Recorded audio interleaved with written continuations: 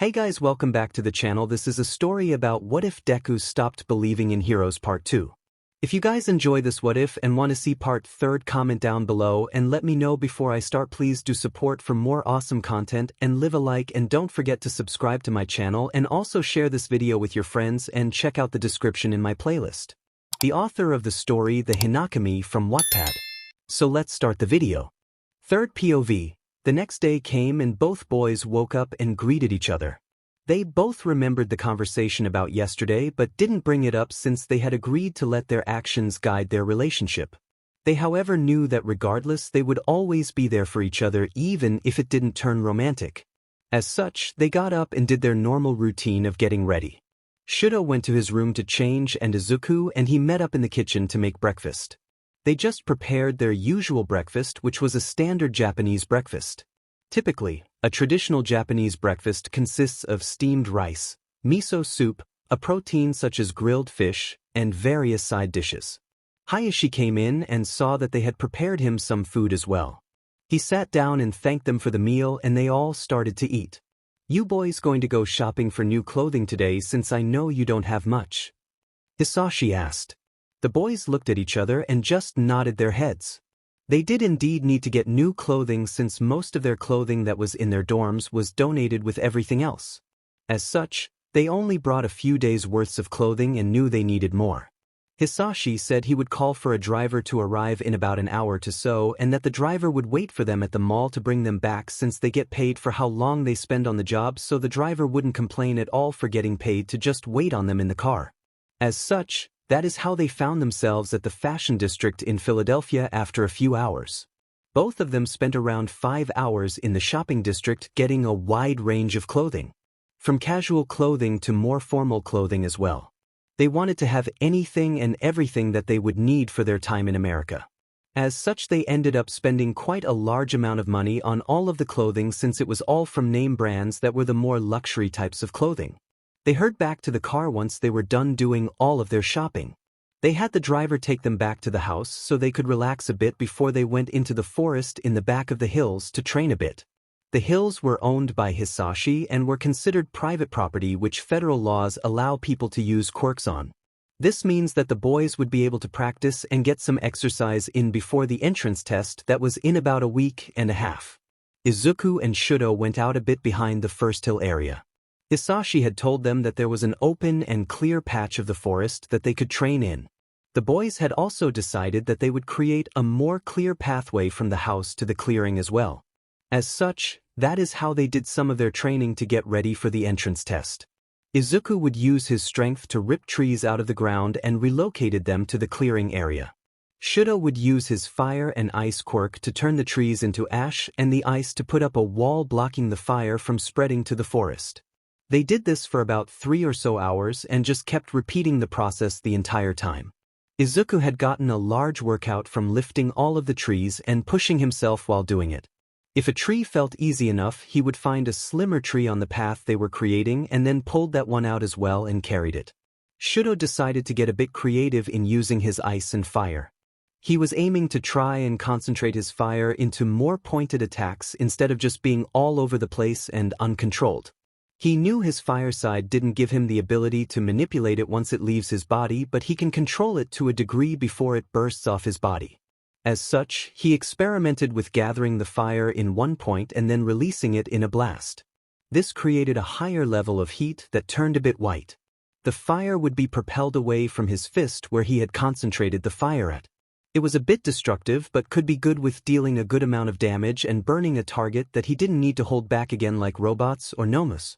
For his ice side, he was trying to make ice and then expand the said ice he already made. He did this by really coating the ice he made already in just another layer that most wouldn't notice.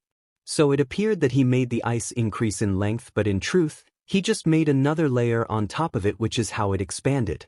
Once Izuku had made a decent pile of trees that he pulled from the path they were creating, he decided to do some training himself instead of just lifting and moving. He focused on using different power levels to break the tree apart in more cleaner moves. He did this by punching it and quickly changing the power output. Though Shouto was watching and decided to speak up. "Izuku, why do you only do punches like All Might?" he asked. Izuku was confused on what he meant. Shouto then explained more. Currently you do most of your attacks via punching. You're imitating him a lot. You also do the movements by jumping around and everything, so why don't you incorporate martial arts that focuses on kicking or quick attacks since you don't have the upper strength as he does? Instead, you're more of a quick attacker that attacks and then dashes off. Shouto stated. Izuku then thought about it and then explained how he currently uses One for All. As it stands, he spreads it around his body to move around and then concentrates a bit more in his arms when he goes to attack. Shouto looked at him confused on why he suches from across his body and then in his arms when attacking and not just keeping it in his entire body regardless, since it's an overall enhancer of his entire body and not just one portion. Izuku was shocked and just slapped his head. Of course, that is why I have more trouble. I was still doing the old way in the attacking moments, which is stupid of me. Still doesn't explain why I should go with kicking more though. Izuku asked him. Shouto then explained how he's already caused damage to his arms and that if he kept going that way he was risking them. He also explained that Izuku was faster at moving around and doing quick kicks or punches and then doing a quick retreat and attacking again on different patterns. Izuku then remembered that he did know some martial arts since he watched a lot of the heroes' patterns and did study some of them for his hero notebooks. As Izuku was thinking, Shouto did some research on his phone for martial arts that focused on legs and quick movements, since that is what Izuku needed. A martial arts style that was built to be fast but also focused on leg attacks with some punches if need be. As he was looking, he found one from Brazil. The martial arts style was called capoeira, which had some different subsections in it, but it could be something that Izuku could take parts from for his own style. Shouto got Izuku's attention and showed him the fighting style and some videos he found. Overall, it did catch Izuku's attention and he was thinking of how to use it. Izuku decided to turn his quirk on and just dash around in the force and incorporate some of the moves he saw. Now, no way was he even near getting the actual moves down, but he was doing something that resembled some of them. Izuku went moving and used his hands to push off the ground whenever he did a kick or flip, and he noticed he was moving a bit more smoothly in his attacks. Izuku did screw up a handful of times and fell on his back when he was trying to do the moves, but still, he noticed he was far smoother than jumping in and preparing a smash, as All Might did. Those moves could be easily read, but how Izuku was moving by taking what he learned from Gran Torino on how to quickly move around and then incorporating these kick and quick movements looked like it could lead to a personal fighting style for Izuku. He decided to ask his father to find him someone nearby that could teach him any form of the capoeira style so he could incorporate it into his own personal style as he did with Gran Torino moves. This way he could get the actual moves down and take what he needs to, since he could only learn so much from videos. After another few hours of them working, they decided to call it quits for now since the sun was starting to go down. They had cleared about a quarter of the path that they were making of all of the trees, rocks, and other things in the way. Shouto just placed a block of ice over the area where he was making the fire to ensure it was all out, and then he slowly melted the ice to turn it into the water to make sure everything was too wet to restart a fire without using a quirk. As such, after they were done, they headed back to the house where Izuku asked his father about a capoeira instructor. Hisashi asked why, and Izuku looked at Shouto. Izuku has been debating on telling his father about One for All, and honestly he wanted to. Izuku didn't tell his mother since she had no connection to the hero world except for Izuku and his father. Izuku was going to be a hero and his father was in the support world that dealt with heroes, so he knew a lot about it. His father also knew quirks, and Izuku always knew his father had a suspicion on Izuku's quirk since it didn't make much sense on how it activated or worked in Izuku's body. Shouto just nodded his head. It was one thing to tell someone like Endeavor, which Shouto would never do in Izuku's shoes, but Izuku's father wasn't an Endeavor. Not even close. As such, Shouto thought at least one parent should know about One for All so Izuku could get better family support when he needed to vent to someone else except Shouto, since Izuku had to fight a 200-year-old monster one day. That was something even Shouto stressed about, so Shouto had encouraged Izuku to tell an adult in his life and his father who worked in a support company and owned said company. As such, Hisashi would be in the best position to support Izuku since he could make gear to better fit One for All and plan against All for One in Izuku's support gear.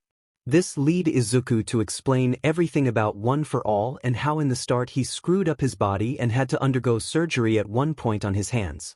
That part caught Hisashi's attention since Inko never mentioned surgery and they still spoke often about Izuku. Hisashi grabbed the copy of Izuku's medical file and saw that there was never a parent signature for that so-called surgery, which was highly illegal. Everything was falling into place on why All Might and Yue would be so frantic to find Izuku, as his son had first told him when they wanted to come to America. Everything was more clear why Izuku went with an old man for his internship, why he had a surgery that no one expects the school and the students knew about. First off, the school had no right to do a lot of what they did. The surgery was illegal since they never got your mother's or my consent. Your mother's at all, who was your legal guardian. The paperwork that gives them slight guardianship over you when you lived in the dorms wasn't even in place during the sports festival, and we signed no paperwork authorizing a surgery. Hisashi explained. Izuku was shocked. He thought his mother knew. Well, that explains why she didn't freak about his hand. It's because she didn't knew it had gotten that bad. Hisashi was sad with the school but agreed with Izuku that he couldn't do anything currently since that would lead All Might to Izuku's location, and Hisashi had no intention of letting that man or the UA staff near them anytime soon. He would have some choice words with that school staff one day, but not anytime soon, since Hisashi wanted Izuku to have an enjoyable life for a while before they found Izuku. After a bit more talking about One for All and everything, Hisashi said he would find someone in the next day or so to teach the martial arts style to his son. He also said he would redesign Izuku's custom since it, in his opinion, 𝐒𝐮𝐸𝐷. Izuku felt the stab in the heart from that one and pouted, but accepted his father's opinion, who was a support gear maker and owner of the #1 support company in America. However, it didn't make it hurt less since it was his design from his childhood. Izuku also knew his father had people on staff that could make a better outfit that could help with the backlash of One for All, and his father could supervise it so it met what they needed without anyone learning about One for All. That is how the rest of the night went, and Hisashi just started searching for someone to teach his son. Shouto just rubbed Izuku's back since he was pouting about his hero outfit. Shouto had to agree though with Hisashi, but he wouldn't admit that out in the open and suffer the wrath of one Izuku Midoriya. They just ate dinner and watched some TV. The news was talking about a rise in an organized crime group that was causing problems for the local states since they were getting more powerful.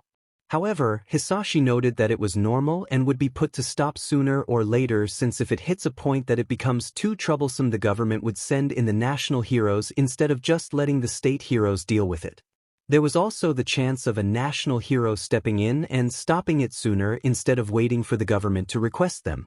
Hisashi explained that the state governments tend to post a mission on a mission board that national heroes or their own state heroes could accept if the lower-level local heroes couldn't deal with something. It was similar to a bounty board, and the heroes could choose to accept or not depending if it fitted them enough and they were in the area. Once a mission was posted on the mission board, then it typically only stayed on there for a maximum of a month before a national hero passed through and did it due to the state heroes not being able to complete it. This allowed a really nice system between the national heroes and state heroes, since the nationals always moved around a lot or stayed near their home state. Missions got done if others couldn't deal with them, and the national heroes didn't steal all of the other missions from the local heroes who could easily handle the missions that didn't require someone on the power or skill level of a national hero. Hisashi also stated that it was really weird for the government to directly send a mission to a hero unless it had great importance or posed a high threat level that needed to be dealt with quickly. After that, they just relaxed in bed and watched some TV before falling to sleep. The next day came and the boys got to work on the path again and doing some training. About halfway into the day, Hisashi had called Izuku's cell phone and told him that he had found someone to teach him the fighting style and that they would come out to the open field in about 2 hours so he could just keep working. Izuku confirmed that he heard it and just got back to work. This cycle of working on the path, training their quirks in the clearing, and then also training with the new martial arts teacher went on for the next week and a half. Shouto had joined the martial arts training since he was there for it already. They knew the training would go on for the entire summer and likely even after that, but Izuku had learned some of the very basic positions that he could incorporate into his fighting style. Izuku had told the trainer what he was aiming for, and the trainer had focused on the moves that Izuku would likely use and incorporate so he would know them first. This helped Izuku make his fighting style smoother, but he knew he would need to learn the entire fighting style so he could correctly incorporate it into his personal fighting style. Third POV. It was the day of the entrance test for the 𝐒𝐮𝐦𝐸𝐴 Hero Institute. They were being given this test since Hisashi had called in one of the favors owed by the principal of the institute. The school has always received a large amount of money from Hisashi's company, and the school also receives a discount on any of the support gear and other things that they request from his company. As such, granting an entrance test to the two boys was an easy thing to do since if they failed and Hisashi wouldn't lash out or anything. However, if they passed, then they would be placed into the first-year class. They were also lucky that this year's class only had 16 individuals instead of the normal max of the school has 3-year classes instead of just 2 like in.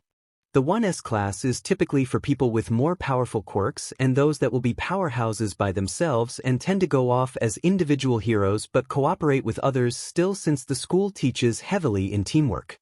The 1A class is a mixture of powerful quirks but tend to team up more in groups. These students the school deems have the chance of going off as solo heroes but would more likely end up teaming with another one on a more permanent basis. Then we have the 1B class. Due to how the 𝐒𝐮𝐸𝐴 entrance exam itself is at the start of each year, people have the chance to get in the school if they have more support quirks or quirks geared towards rescue instead of combat.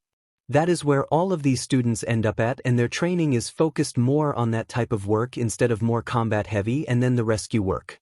That is how the makeup of the 3 classes goes, and based on the description that Hisashi gave and based on the paperwork provided from their UA records. Both boys seem as if they would be a fit for the 1S class, but it would be seen during the test that the school has provided for the boys today. Both Izuku and Shouto had gotten up and gone down to the living room to eat breakfast. Hisashi had already prepared everything for the 2 boys and just had them sit down since he wanted them to just focus on the task at hand. "You boys ready?" Hisashi asked them as they all were sitting down eating. Izuku and Shouto both nodded their heads as they ate. Izuku then spoke up. "As ready as we can be right now. We did all we could in the past week and a half, and all we can do is give our best," Izuku stated to his father's question. Shouto just nodded his head to the statement from Izuku. As such, they finished eating their breakfast and got ready to head off to the school. Hisashi was going to drive them to the school since he took the day off, so they didn't need to wait for a driver to come and take them. That is how they found themselves in front of the 𝐒𝐮𝐸𝐴 Hero Institute after a short driving PRD, since the house was located between the main city and the school itself, which Izuku really liked. The school was built in an area that was flattened out. The main school was all connected to itself with paths leading towards different sections of the campus where they had the training facilities located. The front of the school had a decent walkway up to the main building, and there were open areas for people to gather in the small park areas to the left and right of the walkway. The building itself had 4 levels to the side wings and then the main center portion where all of the administrative rooms were located at. There was also a small track and field area behind the school where they did basic athletic stuff at.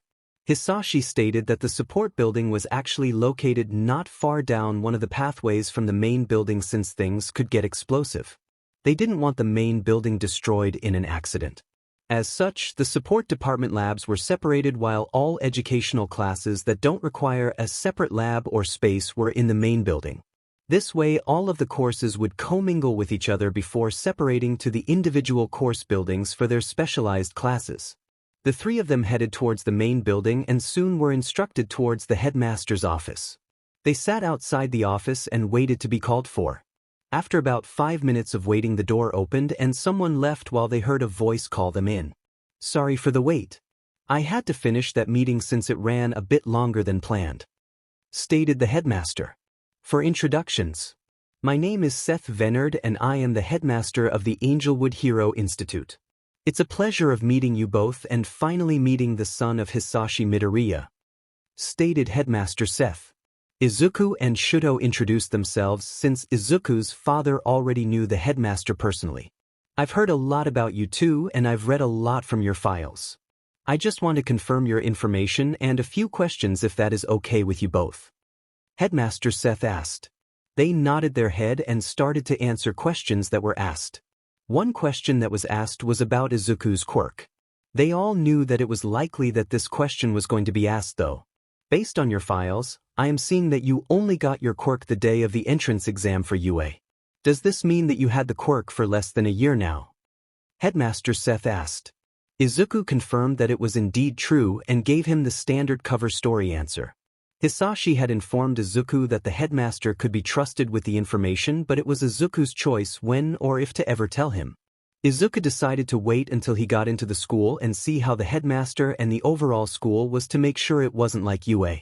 Indeed, my quirk came in late. I've had it only for the previous semester and the time between the exam and the start of the semester. The quirk is powerful and it was harming my body until I learned how to control it better from my internship. I do have some permanent damage in my hands and a bit in my arms, but I've switched to a different fighting style which is working better for my body build and fighting abilities. Izuku said. Hisashi then talked about the martial art teacher they found and how Izuku is working fast movements and leg strikes more than punches. The headmaster knew he would see what it looked like during the test, so he didn't dig more into that.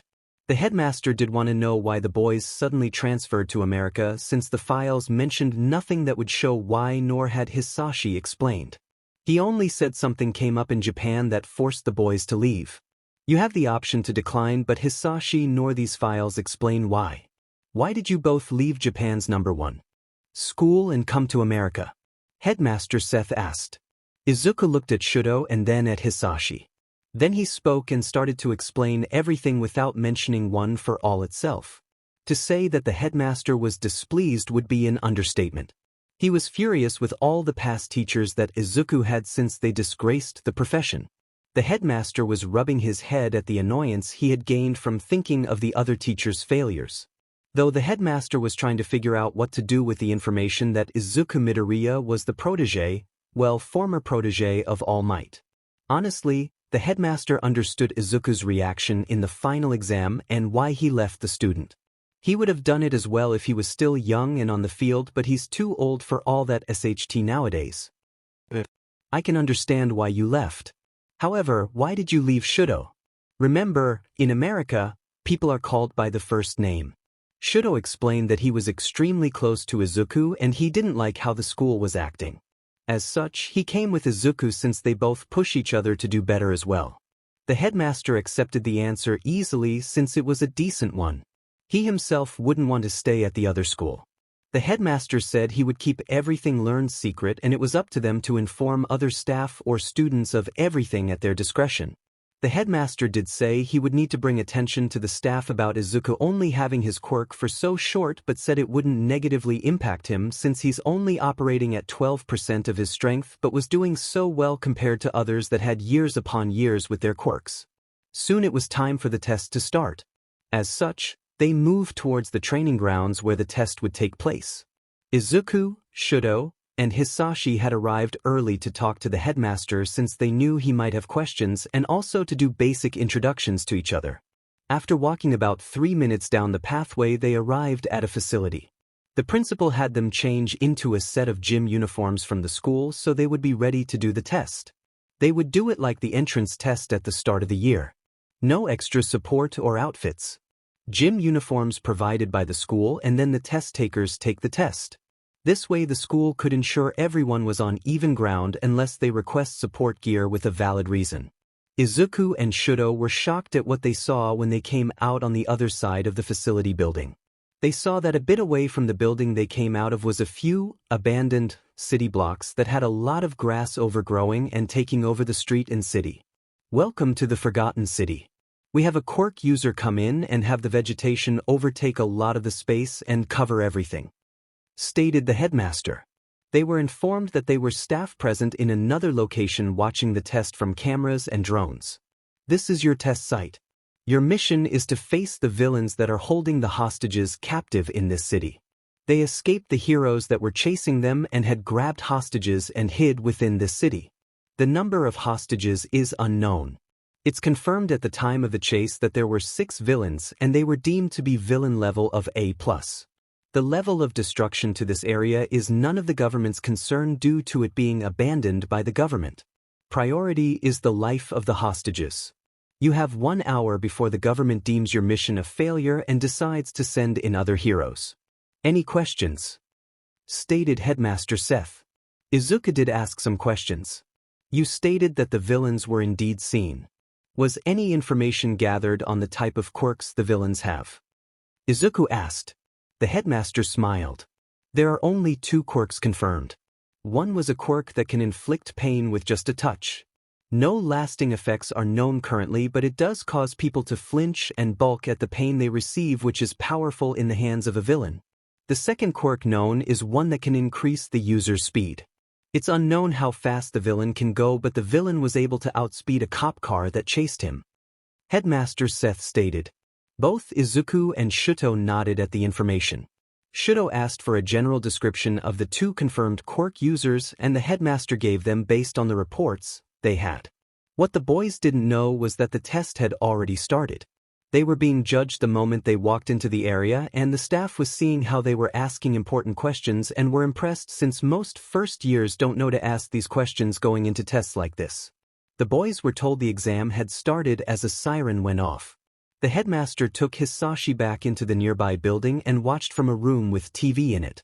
The headmaster had excused himself from being involved in the grading since he was the one to accept the request for this test from Hisashi.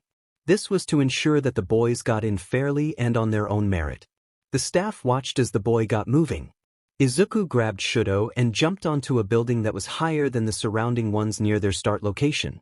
The staff could see that the boys were talking and increasing the mics that were built into the uniforms. They build mics into all of the test uniforms when someone is trying to enter the school, so the staff can judge how they act and talk even in private moments away from the villains and civilians. We need to discover which building the hostages are in and plan from there. Once we do that, we can try and confirm the actual number of villains, since I didn't like the wording from the headmaster. He said, it's confirmed at the time of the chase that there were 6 villains and they were deemed to be villain level of A+. Which leads me to believe that there might be more than they hid. Izuku commented, and this earned nods of approval from the staff that the boys were thinking of hidden objectives and motives of this test. Shouto then started. Indeed, if we can find any that are separated, we could capture them in my ice likely and try to get information out of them, though that is risky depending on their communication schedule, Shouto stated. The 2 boys talked for a bit longer and had spent about 8 minutes of their hour-long time limit just talking and planning. Then they got to move. Izuku placed Shouto down on the ground while he jumped from the roofs, since he could do it faster and hide as well. Shouto went slower and was checking more in-depth of trying to hear any movement in buildings. They spent about 15 minutes slowly searching through portions of the city and soon found a villain standing guard outside of a building in an alleyway. Shouto had noticed and moved back to get to a roof to let Izuku see him. After another few minutes, they both were at the same building and started to slowly move in and see if they could scout any more information out without being seen. They got to one building that was across the street from the target building and was looking in the windows.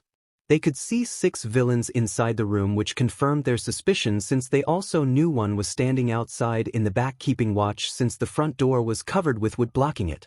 How good have you gotten with the rapid change in temperatures to break metal? Izuku asked Shouto. Shouto said decent enough, he can do it in about 30 seconds. Without much sound. Izuku pointed out that there was a metal door on the roof that they could enter from. Shouto would only need to break the lock area and they could get in without creating much noise. As such, the boys fell back and went about 3 buildings down before they crossed over again and went up to the target building. They checked and saw the guard out back was still there. The 2 of them moved to the door. Izuku held the door still while Shouto used his ice and froze the lock and then quickly increased the temperature of it, which snapped the internal metal parts that were far easier to break. This allowed them to open the door. Izuku slowly opened it to see if there were any wires, and they saw none nor saw a guard in the area. As such, they slowly entered and made their way down the stairwell. They knew they had already spent about 30 minutes of their entire hour doing all the searching and planning, but they didn't worry about it since the objective was saving. The objective was the hostages and not how fast they could do it. After going down a floor, they checked the floors and went down one by one until they hit the middle floor. They could hear movement in it. Shouto made a thin ice shard that was a bit reflective due to how thin and clean it was, and they used it to spy into the room from under the door since there was a gap. They couldn't see a lot, but they could see people's feet and in the distance notice the hostages. They could also tell two of the villains were standing right in front of the door area, and if Izuku busted it down and forward it would strike them and likely knock them out. Izuku and Shouto used sign language to communicate a plan, and within a minute they had a general idea. Izuku would bust the door down at his max limit of 12%, and Shouto would send a wave of ice directly for the villains that were roughly in the middle of the room. Izuku would dash in right after he did it and try to knock down any villains he could, while Shouto would get to the hostages and put an ice dome around them to keep the villains from threatening them. This was the plan, and this is how they kicked it off. Izuku powered up to 12% and jumped to the wall behind him, and then pushed off with his arms, slamming his feet into the door, sending it flying and hitting two villains, sending them down onto the ground and towards the middle of the room with the other villains. Shouto sends a wave of ice across the floor, trapping anyone on the ground and locking them into place. Izuku within a few seconds was dashing in and had landed a kick on one man's stomach. He went for this man due to the quirk he had. It was the villain with the pain-causing quirk. He didn't need to get hit with that quirk and cause him to break his control of one for all. Shouto was halfway across the room when one villain started to angle himself to shoot the hostages, but Shouto was already sending ice. He created a wall between the hostages and the villains and kept moving. He heard the gunshots and knew the wall wouldn't hold forever, but by then it was too late. Shouto was in front of the hostages and had created a thick ice dome around them, protecting them. He then focused on the villains. 3 were already down and out. That left 4 villains left, with 1 guarding outside and 3 inside. Shouto sends a wave of fire to melt the ice wall in front of him while maintaining the strength of the ice behind him. The wall melted and Shouto could see one villain had bulked up and was fighting Izuku. The other 2 villains were trying to break free of the ice when Shouto sent another wave encasing them. It was at that moment that the bulkier villain turned around at the noise and got a blow right against his jaw. Izuku had fallen into his new fighting style and had done a backflip kick and just sent the villain up into the air with the kick to the jaw and then pushed off with his hands. This sent Izuku up in the air to the ceiling, where he pushed off with his legs and came down and did another kick right into the man's stomach, knocking him out. However, as soon as Izuku landed, he screamed in pain as the villain with the pain quirk woke up and had touched him. Shouto was about to send a wave of ice, but Izuku just gritted through the pain. Wow. This does cause some pain for a split second, but the constant pain you cause isn't that painful. Did you know my quirk caused me to break my limbs, and your quirk has nothing on that? Izuku said through his gritted teeth as he slammed a fist into the guy's face, knocking him out. Shouto just encased the guy in the ice as the last man came into the room from outside and was shocked at what he saw. "Surrender or get taken out like your fellow men," Shouto said as he slowly made ice on the ground but didn't let the guy know. The floor already had some ice patches, and Shouto used those to guide his ice closer to the man. The man just yelled he wouldn't give in when Shouto sped his ice up, which the man noticed, but it was too late. The ice was already too close, and Shouto encased his feet where Izuku kicked off and landed on his hands and twisted into a downward kick on the man's shoulder, forcing him to the ground, where the ice spread even more and forced his hands to be stuck as well as his feet. They had gotten all of the villains. As such, Izuku headed over to the ice dome and Shouto melted a portion of it while keeping some up in case of an unknown villain. Izuku started to calm the hostages down, and once they were calm enough, Izuku started to ask questions. One was if they knew how many villains there were, and they confirmed there was 7 total. This made them relax a bit, but still was on guard in the event of any more unknown that the hostages didn't even know about. Shouto asked how many hostages there were and if there was any more hidden that they knew of. They confirmed that they only knew of this group and that they were all present. "We will need to search the other floors to make sure there are no more villains. Izuku, you should go search since you can move faster. I'll protect them here until you get back, and then we can leave since we can't rule out any hidden villain groups that the hostages don't know about," Shouto stated. Izuku went and did just that and searched the floors slowly but also quickly. When he confirmed that he didn't see anyone, he quickly moved around the entire floor and searched it quickly, and then went down another floor slowly to make sure no one was directly present until he reached the bottom floor and saw no one. He then headed back up and met Shouto again. "We need to take the hostages out of here." Once we clear them out, we can call the police to come to arrest them or come back ourselves since the hostages are first," Izuku stated. As they started to move out the moment they left the bottom floor front doors as Izuku had broken them up, the siren went off. "The test is over. All hostages have been reduced and all villains detained. Please head back to the start of the area," came a voice the boys didn't know. Shouto was going to head back and melt the ice, but one hostage stopped him. "No need, we got a fire user who can melt them. All of the hostages are support quirks or medical quirks for these tests, so the test takers can just go back to the front. Thank you though for remembering about the people playing the role as the villains," stated the fake hostage person. As such, the boys just heard back to the start and saw Hisashi and the headmaster. They were then led to a separate room where they found the staff waiting. Hisashi, Izuku, and Shouto all sat at the head of the table with the 3 seats, and the headmaster joined the other staff. "First off, congratulations on completing the test. Now it's time to discuss your results. Unlike the entrance exam, this test we will give you your results right away since we are judging only a few people. As such, the staff does have questions they want answers to," the headmaster stated. One staff person started to speak first. The question was about Izuku's quirk, which they had all noticed on the file. Izuku repeated the cover story and explained how he learned to control it, but also explained the damage he had from being unable to control it. The staff paled at the damage he has received, but they were glad that he learned to control it. Another staff asked why they were leaving UA and coming to America.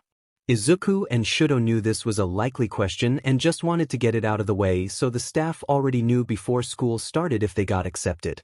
As such, they explained what happened at UA with the villain attacks and the bullying and Izuku's past as a quirkless person. The staff thanked them for the honestly and commended Shouto for being a true friend and showing a more heroic nature than all of his previous class.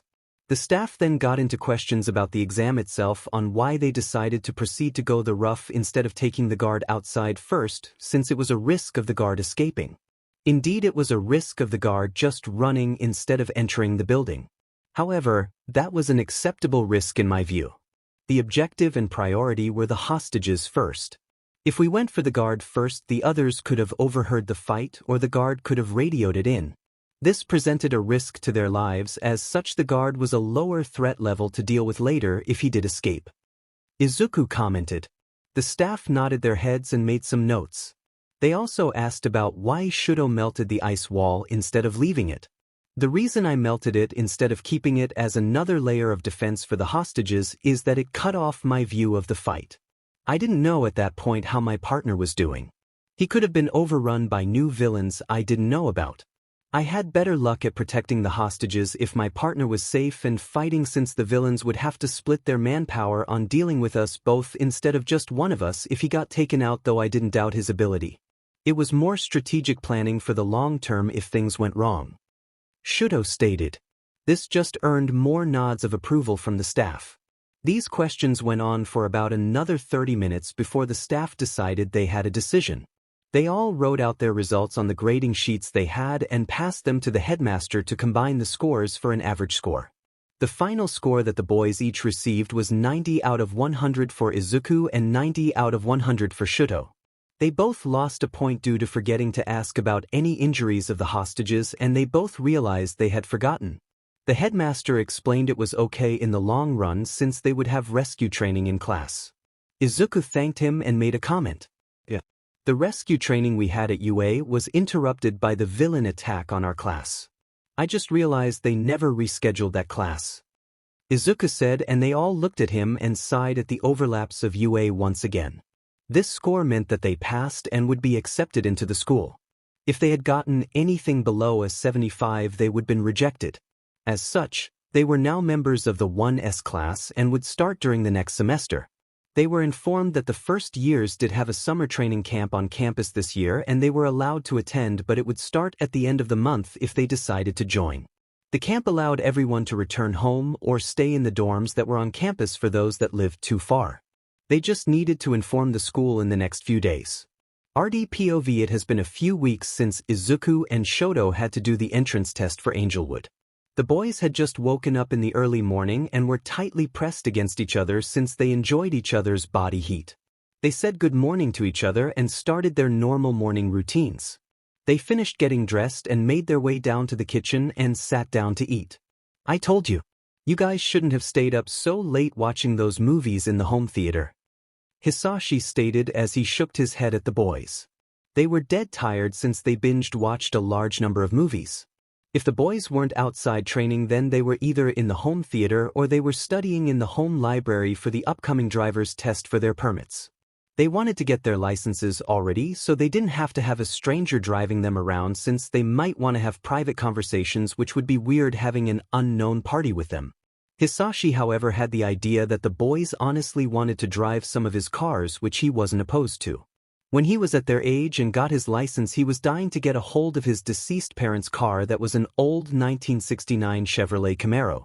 That car was really amazing, but he sadly lost it due to an accident about 5 years after his parents passed away, which he always regretted losing. Now though, Hisashi has a range of expensive cars or old cars as well that sits in his garage, and honestly, he wasn't going to complain if they took them out and drove. As long as they drove safe and didn't get injured. He could care less if they crashed the car or if someone crashed into them. As long as Izuku and his friend were okay. Soon the breakfast came to an end and the boys got their hero outfits from Hisashi. The outfits were put on priority for being finished by Hisashi. As such, they got finished in the time frame from the boys arriving when they did and to now when they are setting off for the training camp. Izuku's custom kept the overall green theme but was more suited for his overpowered and high backlash quirk. The outfit had a medical kit strapped to his back so he can provide emergency first aid if he needs to. The outfit also comes with leg and arm non-metallic equipment. Hisashi had knowledge that one of Izuku's classmates had a quirk that allowed them to control metal. As such, Hisashi had some of the experimental material they were making used for Izuku's equipment. This material had the same strength and lightness as graphene, which is one of the strongest materials known to humans. The reason they didn't just produce and use graphene itself is that under certain situations graphene can become magnetic, but most of the time it isn't. As such, they didn't want to risk it when they had the experimental material already made and it was producing the same results as graphene without the magnetic property. The legs and arms parts can easily be removed quickly with a few straps and clamps that can be undone quickly. This allows quick removal in the event it's damaged and needs to be taken off in a fight, since a normal combat shoe is worn even when the legs are put on. The suit also has a chest armor piece that provides some protection in the chest area. The overall suit material is made to provide protection, but Hisashi still wanted his son to be as safe as possible from lethal blows. There was also an earpiece and a mouthguard. The earpieces hide the ears and provide protection from explosions and loud sounds that might harm him. They also filter all voices and sounds to help protect against voice-activated quirks. The mouthguard provides an air filter so that Izuku doesn't breathe in any fumes or quirks that people try to use on him. The suit did have a covering, but Izuku just told his father to take it back since it looked like the old one a bit, and Izuku explained why he made it the way he did the first time, and well, the hood got destroyed.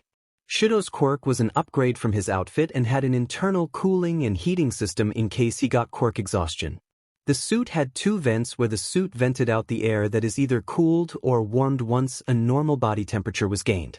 The suit also provided an increase in the armor around the chest area, and the clothing was far more resistant to most attacks instead of the other fabric he had before. The outfit itself was also resistant to his own quirk and could withstand even the blue fire from Dabi or Endeavor. Overall, the suit was a far better outfit for Shouto to wear instead of his old one. Shouto thanked Hisashi for the new outfit and they put them back into the cases so they could take the outfits with them to the school when they leave in a bit of time. After talking a bit more and Hisashi explaining all of the capabilities and uses of the suit, the boys were ready to go to the school since the summer camp would be starting today. Both Shouto and Izuku got up and headed outside to get in the car with the driver. Hisashi himself had to go to work in the office today and wouldn't be able to take them since he had to go to the city while they were going in the opposite direction of him. They all said their goodbyes as the car drove away. After a while, the boys were at the school and headed into the school and stopped at the staff room. They needed to drop their outfits off to their teacher so he could have them checked and submitted into the school system for official use, which wouldn't take long since the outfits were produced by Hisashi's company. After about 5 minutes of walking, they arrived at the staff room. They knocked on the door and were called in. Overall, the staff room was a clean setup and had various meeting rooms for private meetings. There were also desks for each individual teacher. "Hello boys, what can we help you with?" asked one teacher that they didn't know the name of yet. They explained they were here to drop off their outfits to their homeroom teacher who they haven't met yet. He's not in the building yet but will be soon. Though, I can take the outfits for you and get it ready for him, stated the staff person. As such, the boys handed off their outfits to the teacher that was talking to them and went to explore the school since they haven't been around in it except for the test which was out of the main building. They also had about 40 minutes before the summer camp first class started. They knew they would have some educational classes but they would have mostly quirk training classes. They looked around and noticed the classrooms were larger than the 18 class size for their class. They then remembered that the general education classes were all combined and commingled and the specialized classes were separate. Though they wondered how commingled all of their classes would be since 1S classes based on their schedule seemed highly specialized. There were the general education classes but they also had a lot of heroic focuses on them in addition to the general elements. They noticed a teacher was walking by and had asked them. The teacher did explain that their assumption was right and that the classes for the most part are commingled except S classes. These classes are more advanced and heavily focused instead of just general classes. The reason for this is that all of the S-class students tend to rank highly in their individual states they move back to or go on to become national heroes. As such, the school over time moved away from commingling the S-class students into the other students' classes since the S-class needed a higher level of education and more specialized than just the general elements. They had done a study and researched what things national heroes needed to be successful and then edited their education system for the S-class students and had other national heroes give their input. As such, the S-class curriculum had become tailored to ensure that all the students learned everything they would need to survive as national heroes if they ended up becoming one. The boys then moved forward and started to explore the rest of the main building. They found that most of the rooms were just classrooms or rooms for after-school clubs. There was also the nurse's office. Before they could even walk away, the main doctor on staff saw them and pulled Izuku in by his ear. "Good to see you. The person I was hoping to meet soon," stated the main doctor. The boys were confused until they noticed Izuku's medical file on the doctor's desk. Izuku just gulped and rubbed his neck. "Oh look, you already know what we are going to talk about it seems," stated the doctor. The doctor introduced himself as 𝐒𝐮𝐦𝐸𝐵 Hotaru, whose quirk was Healing Flame. "Let's make some things clear. What I see in this medical file can't be going on anymore. Now is it going on still?" asked the doctor. Izuku said no and he got control now and the wounds don't happen unless he goes over his limit too much. Pushing it slightly over can cause small cracks and fractures but not break them as he did in the past. The doctor relaxed a bit. "That is good to know. I still need to say my little speech though. This medical file can't grow like you were growing it. I'm not saying this as an annoyance or wanting you to be better at not getting injured. Well, yes on the last part, but listen to me right now. If you keep doing what you did before, your career is done before you even leave this school. Do you understand me?" asked the doctor. Izuku's eyes widened. He knew it was bad of him since he had to do surgery after the festival and all, but was it that bad? "I see you are shocked. Let me put it this way. If those wounds you had where you broke your arms or legs at higher power keep going on, I will be forced to remove your arms or legs since they wouldn't be usable and likely die due to lack of blood passing through your veins due to damage. That is how bad your past path was. It's good you got control now, so don't push it past your limit. Only increase it slightly past so your body gets used to higher amounts, and as you get more muscles then you will naturally increase the control." asked the doctor. Izuku said he understood and Shouto stated he would keep an eye on him better to make sure he doesn't push it to that point again. The doctor explained his quirk and that he could heal some of the old wounds but not all of them. As such, the doctor did a healing session on Izuku. The doctor's quirk just washes over people and it heals them. It's called Healing Flame and it sinks into the body and replaces some of the missing bone or rebuilds the body. However, it consumed the energy of the doctor, though they had another person on staff that could transfer energy that could be pulled from any living thing such as plants. As such, the school maintains the forest area around the school with a lot of care to ensure the doctor's quirk and the other staff person's quirk can work without a problem. They also had some other nurses on staff that had minor healing quirks that consumed the injured person's energy. They did this on any small wounds so the doctor didn't waste his energy and had to get a transfer. As such, the healing session was complete. After school starts again, I want you to come back for one more session so we can see if anything else will heal. I wait that long of a PRD to ensure the body sets to the new healed portions easier before getting any more new portions back. How do your arms feel and hands look? The doctor stated. Izuku looked at his hands. They were still screwed up, but he noticed that they weren't as bad. They were slightly more straighter, which was extremely good. Izuku also didn't feel the aching pain from his old wounds as much. It was far weaker but still present. He explained it all to the doctor and he made notes about it. Soon they left and Shouto said he was glad they weren't as bad anymore. Izuku nodded his head. Your heat made it so much easier to sleep, and now I will be able to fall asleep with your heat so much quicker now than before, Izuku stated as they walked. Shouto just smiled, which made Izuku blush a bit. Damn. His smile. Izuku thought. Soon they explored a bit more, but it was getting time for them to head to the 1S classroom, which was on the other side of the building. They didn't get to see any of the facilities due to the fact that they are separated from the main building.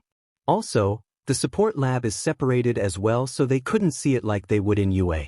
After a quick walk over the other side of the building, since they were no longer walking slowly on purpose, they arrived and opened the door. They found a few people in the room already, and the people looked confused as Izuku and Shouto walked in and sat down. After a while of just napping on the table with their heads pushed against each other, the bell went off and both boys shot up quickly due to the sound. Damn.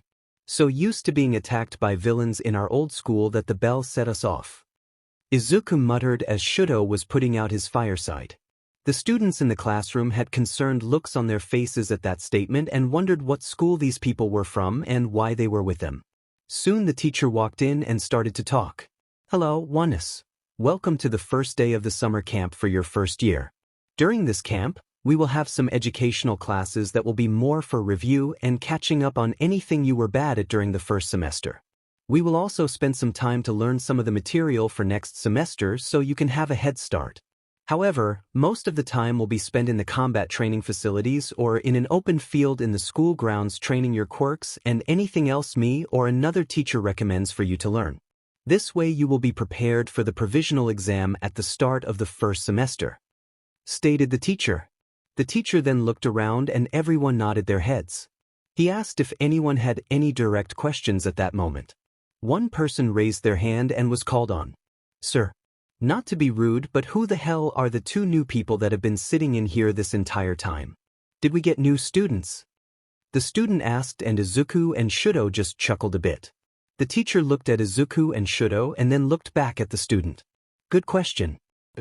We have two new students starting today. They had the choice to either join us when the semester started or join us now for the summer camp so they could spend more time with you all and get to know you. This also lets them review some of the material we did in the first semester and see how their education from their old school compares to ours and find any gaps. We can also see where their current skills are in overall training. They have joined us due to moving from Japan to America and had taken an entrance test to get in this class. The headmaster had accepted a favor from the green-haired one's father to set up a test and both boys passed with 90 out of 100 points. The headmaster was not involved in the grading and the staff of the entire first year was the grading parties, so don't think they got in due to connections. Their test was harder than the entrance exam at the start of the year, stated the teacher. The teacher explained that the missing points were due to the lack of questions about injuries in regards to the hostages.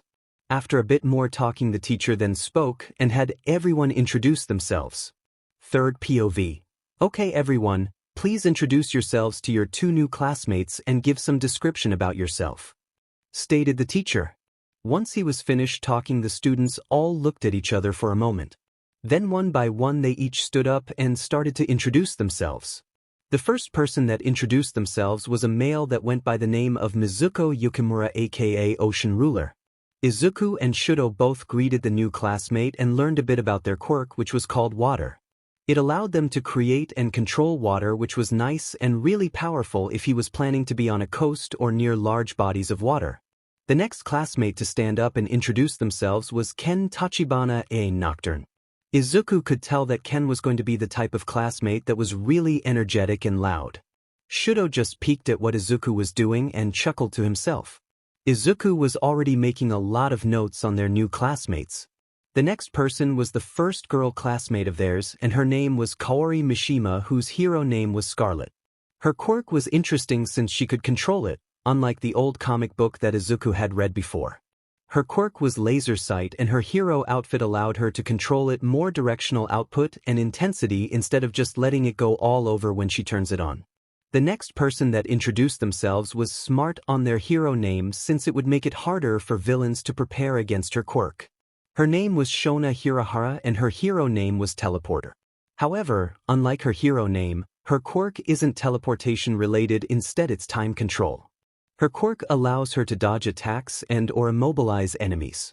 Overall, it's a limited quirk due to not being overall powerful outside of passing attacks or people that are coming her way, but the way she applies it makes it a powerful quirk in itself.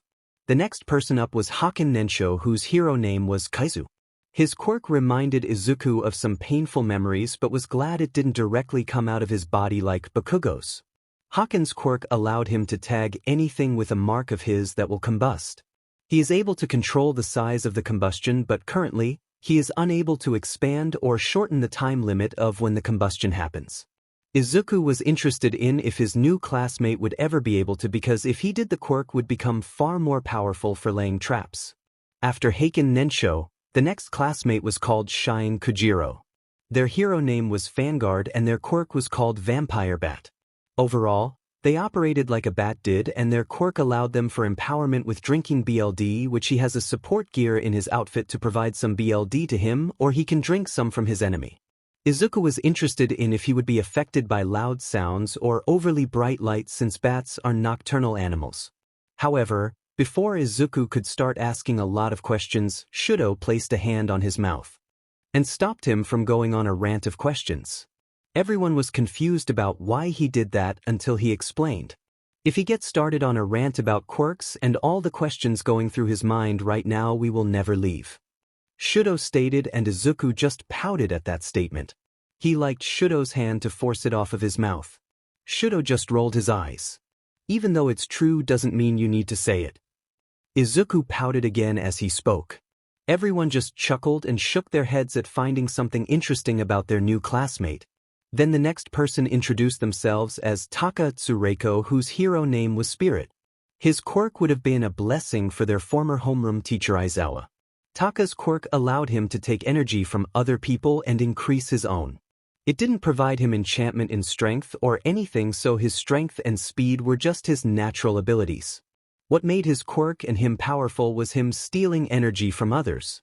Since it did this, he could drive someone to fall asleep if he stole enough energy, and he doesn't even need direct contact. He just needs to be in their general area.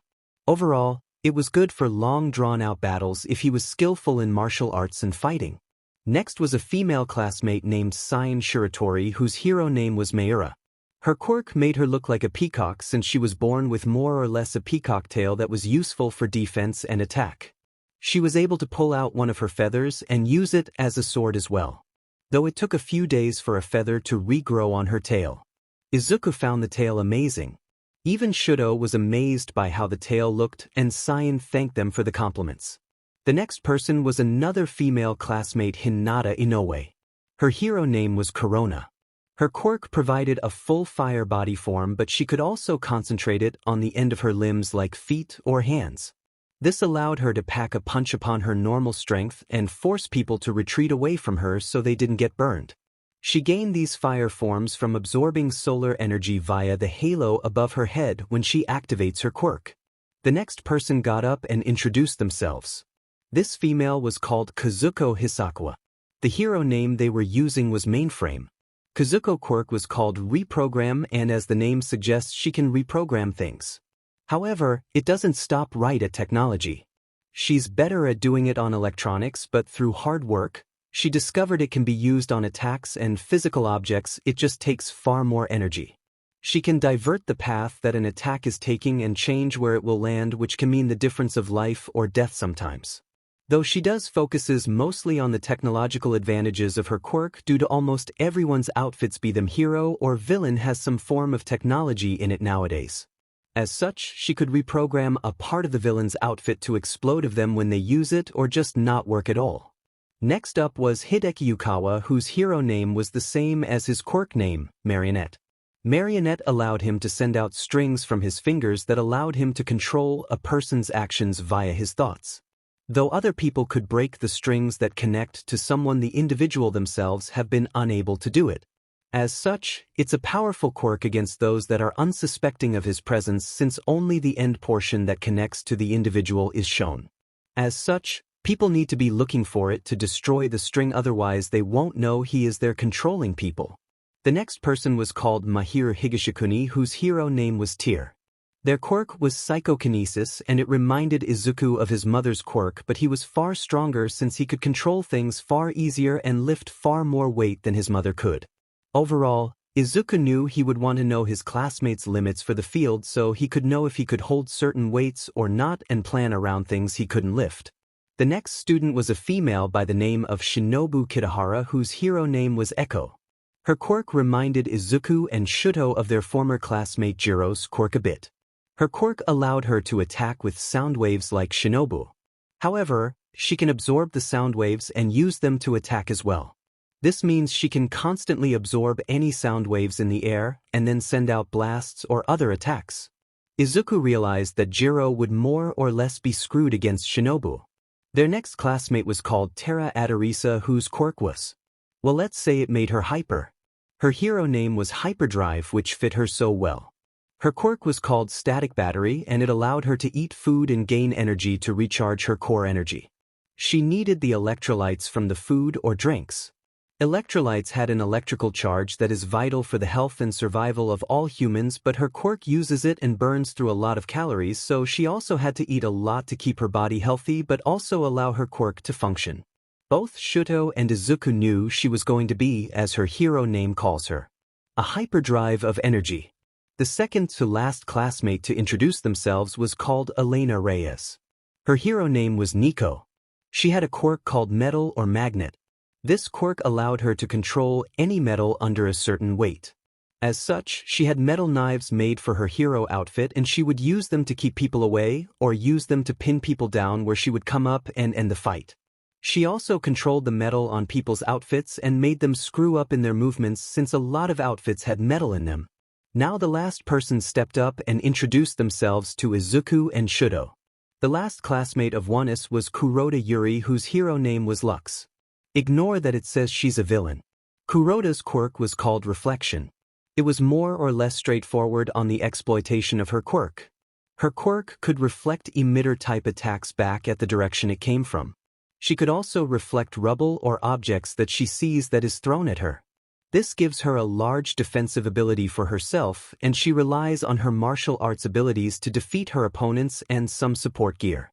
She would be unable to reflect attacks like a punch from Izuku Midoriya, since it's not an object or an emitter quirk attack. With everyone introduced, Izuku noticed something. Hey, I noticed we are even on the number of girls and the number of boys, with 9 on each side, since Shouto and I have joined the class now. Izuku stated, and everyone did notice that fact. Terra then spoke up in her energetic voice and stated that they could have boys versus girls matches now, and since they have even teams. The teacher nodded his head at this and said he would look into some training like that, since they could have some bets or something going on for fun on which teams win. Things could be like clean-up duty for either team or something. Izuku then noticed the teacher hasn't introduced themselves yet though, and he asked if the teacher could. As such, Izuku and Shouto learned more about their homeroom teacher of class 1s. Their teacher's name was Junko Araki, whose hero name was Vampire. His quirk allowed him to manipulate BLD and use it as a weapon. He could use his own BLD or other people's BLD, but tended to use his own first. He can also manipulate water, but it's a bit slower than using BLD. The reason he can manipulate water is due to the fact that there is water itself in BLD. As such, his quirk grants him control over water as well. Izuku had remembered that Junko was in the staff meeting when he was tested with Shouto during the entrance test. However, he never got his name until now. As you all know, my name is Izuku Midoriya and this is Shouto Todoroki. We came from Japan to get a better education here in America.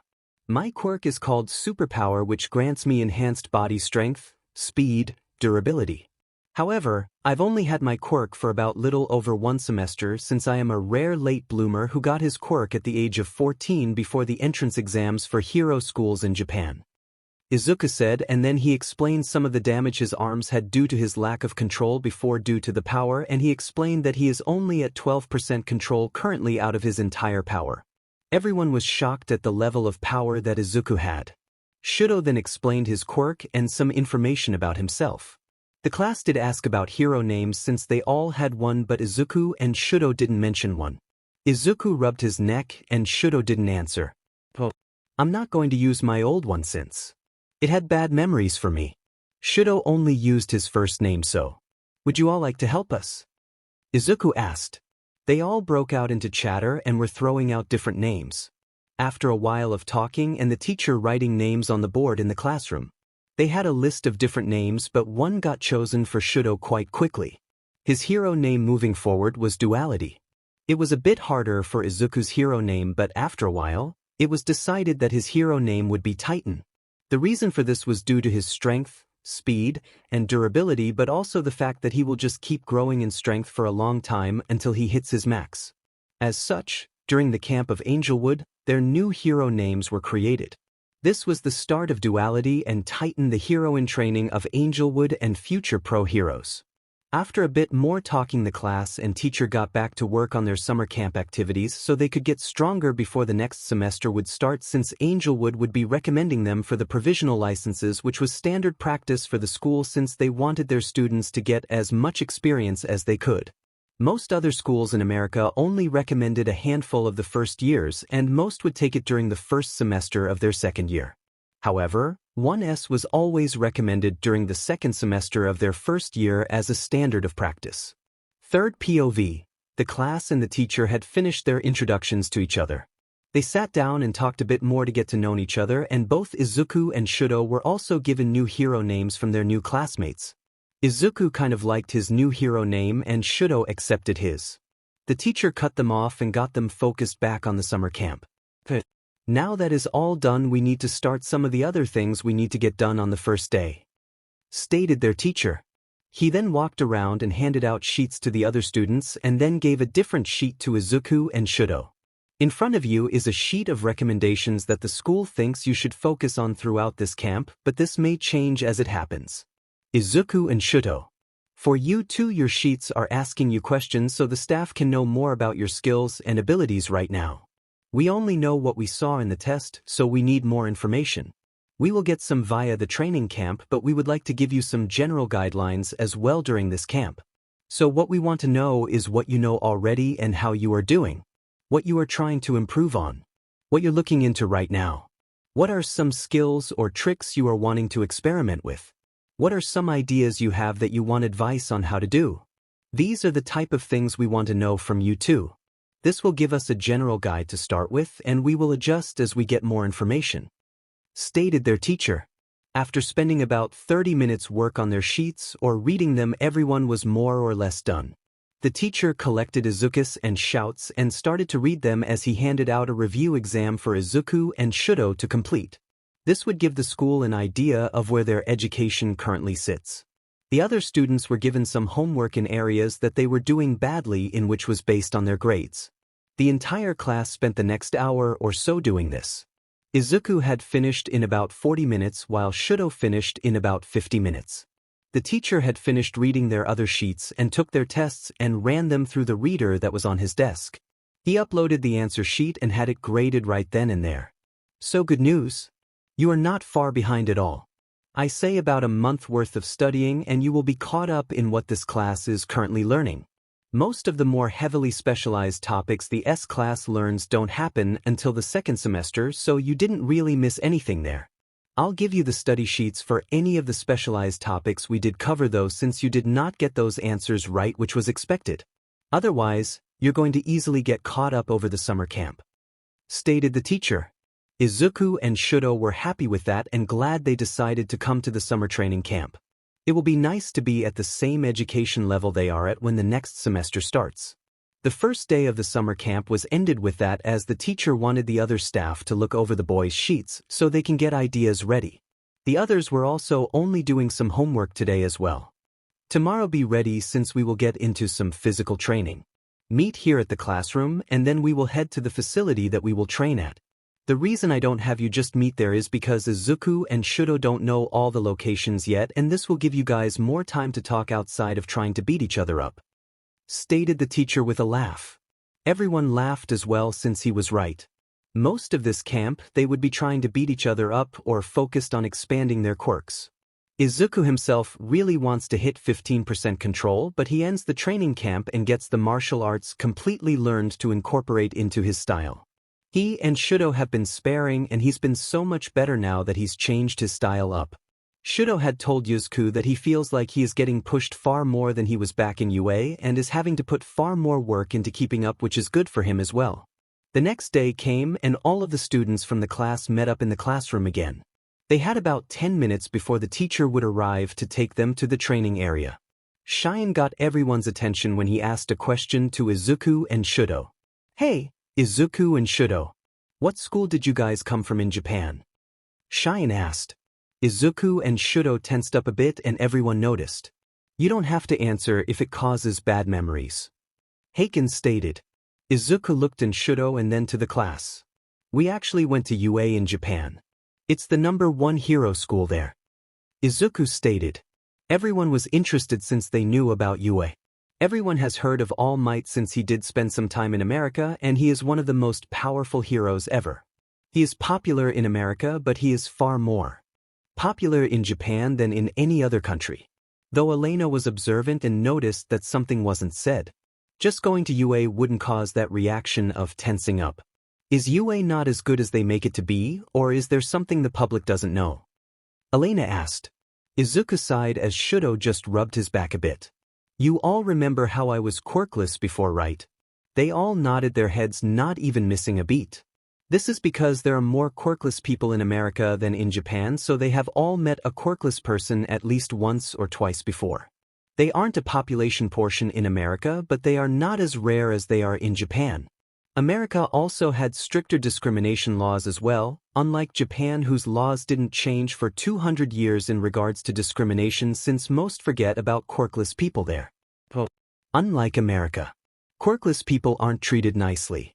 As such, I suffered a lot of discrimination, abuse on physical and verbal levels, and had teachers that encouraged it or just ignored it.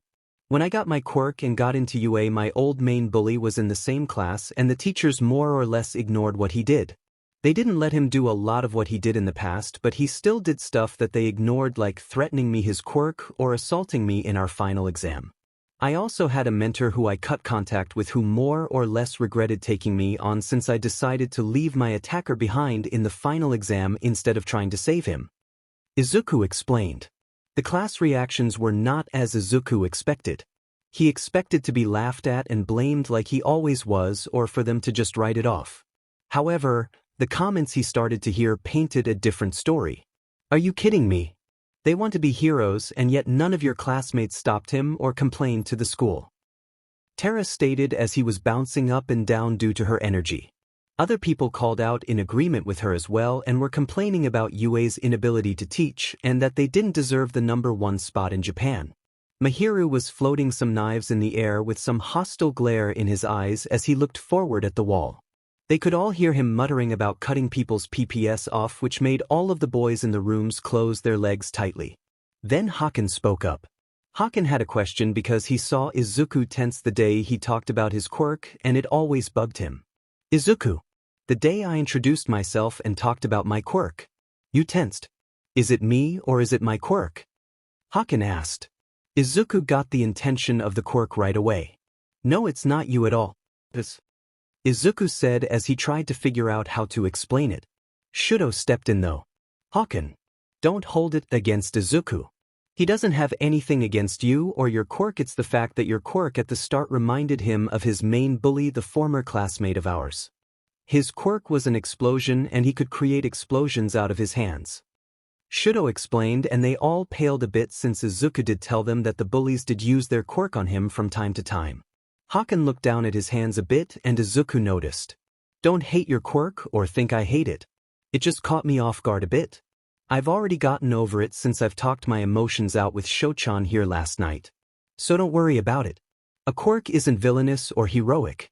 It's the actions that the users use it for that define the person and their quirk, and you haven't done anything to me that would make me afraid of you, okay? Izuku told him. Hakan just nodded his head and thanked him for being honest. Then Izuku broke out into a game of thousands of questions with Hakan's quirk, which surprised him but made him relax anymore. Izuku was asking if he ever tried training his time limit. Have you tried expanding the time gap or shortening it? How about no time at all and it's just a remote trigger from you? Izuku asked as he just broke into a mumble. Shouto just rolled his eyes and laid a warm hand on Izuku's back that snapped him out of it. Thank you, Shouchan. Got carried away again. Izuku said with a smile. Everyone smiled since the tension in the room from the questions before disappeared. Hakan explained that the doctors told him it wouldn't change and Izuku shot that down. The doctors are never 100% sure. It's impossible to know unless they had a quirk that could tell them all of the details. Izuku asked and Hakan said no. Izuku then explained that he should ask the teacher for advice on testing it to confirm if it's impossible or not since it was never tested before. The teacher chooses that moment to walk in and heard the end statement about him and testing something. What is it that we are wanting to test? He asked. Hakan then explained Izuku's viewpoint and the teacher nodded his head. Izuku's correct, the doctors aren't always correct. Even a quirk that can tell you a lot more details aren't 100% accurate, but they are far more likely to be accurate. We should indeed test it during the camp trip since if it works it makes your quirk far stronger since you could lay traps or use it in raids by planning attacks on different portions and causing distractions to the enemy. The teacher started to the class and Hakan's eyes widened at the possibilities of his quirk if they could get the time frame to change, and he was pumped up to figure it out. Soon after the teacher talked a bit more, they all grabbed their outfits off the cart that the teacher had wheeled in and they all followed him to the training grounds. After a bit of a walk down one of the pathways from the main school building, we arrived at a gym building. This building is one of the older buildings. That is why it looks so old, but we don't replace things if we don't have a real need for them. Izuku and Shouto, you won't know this, but this gym is open for any student to use even without a staff person present, unlike the bigger facilities. Stated their teacher. The boys nodded their heads. We have some standard equipment that is all made to withstand most quirks. We have a climbing net for some people to practice on. We have some throwing discs that you can use to destroy if you have a quirk or a move that is mid or long range. Further down past the steps to the viewing balcony is more equipment and training space. More so for you, Izuku, there is a weight room with weights that are made for people with powerful strength quirks, so I expect you to train in there a lot to get muscles on your body so your control can go up. Stated the teacher as he showed the weight room to Izuku. The room was better than the one at his home. The one at home could help him a lot, but this one at the school would do far better work since it had far heavier weights that he could use with his quirk on to get his body used to lift heavy weights to that degree of weight. Soon they all separated around the room. Hakan himself was at the throwing discs and was setting some tags on it and trying to work on the time limit. Others were in some of the smaller rooms, like 𝐒𝐮𝐦𝐦𝐚𝐫𝐲 was in the weapons training room practicing her sword skills using her peacock feathers as swords. Shona and Mizuko were partnered together and working on their quirks. Shouto was doing training with Hinata, who could counter his ice and his fire, so it forced him to get creative in his attacks to make damage and progress in the fight. Hinata could use the solar flames to just melt the ice if it wasn't strong enough, and the fire from Shouto couldn't do much since she could turn into the fire herself. As such, Shouto had to get creative in his attacks and plans. One thing he did was heat and cool some attacks as he did in the sports festival, but he did it on a smaller scale when he went to land a blow. He made small explosions of air and shockwaves that forced Hinata to be on the defensive since the shockwaves from that did hurt. Izuku found himself under the guidance of the teacher for a bit. I've been told you were adding capoeira to your fighting style. I would like to see you practice your adapted style so I can see where you might need improvement. We can't have you destroying yourself anymore, as UA allowed so recklessly. It's okay to sacrifice, but it's not okay to destroy yourself. If you can't move anymore, if you are unable to get up to fight another day, then who will save the people you were meant to go on to save? That is why we need to correct that far too reckless behavior you have currently, which I believe stems from the abuse in your past. That means you will be attending therapy when the semester starts, and it's not negotiable. Do I make myself clear? Stated their teacher Junko. Izuku nodded his head and clenched his hands. He knew based on the conversation with the doctor yesterday that he couldn't keep going down the path that UA was allowed to walk. He needed to be better. Junko pressed a button on the remote control, and soon a portion of the training room they were in started to transform. It had raised a group of pillars and had targets attached to all the different pillars. The pillars are made of hard material that may or not breaks due to your quirk, but that isn't what we are after here. The targets are made of a much harder material that should hold up under your attacks. These targets can display different things. For this, we are going with green and red circles. Your mission will be to land an attack on the targets that have green circles on them. However, I will be changing them at random, so you will be forced to evade and not land an attack. Hitting a red circle is a point off of your score. We are going for 100 out of that is how we will see the progress, since the better you get at reactions and moving, the better your score will get. Stated Junko. Izuku loved this idea since it would get him moving and force him to react to quick changes as he would in the field. As such, they got started as Izuku powered up to 12% and started to bounce around the place. At first, he was just bouncing with his feet, but then he incorporated the capoeira and was doing flips and other moves off the pillars.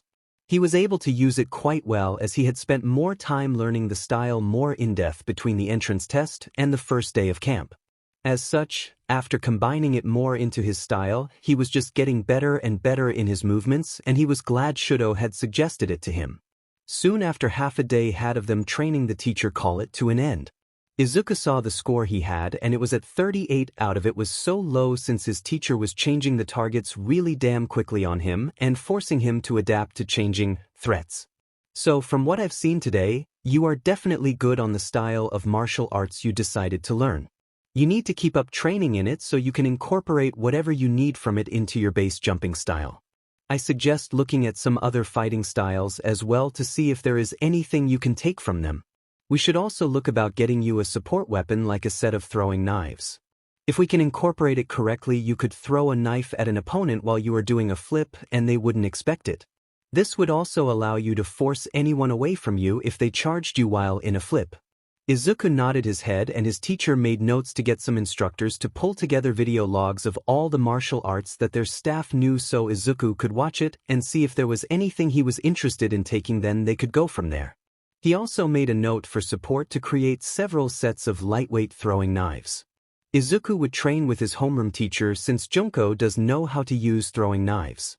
He's made BLD into knives before and uses it as a throwing knife, so he's learned how to do it. Shouto came up to Izuku and relaxed against him while everyone gathered around on the floor and listened to their teacher talk. The teacher was going over the notes he observed throughout the day and was making comments and feedback for everyone. Shouto, we need to experiment to see if you can get any creative means for your ice.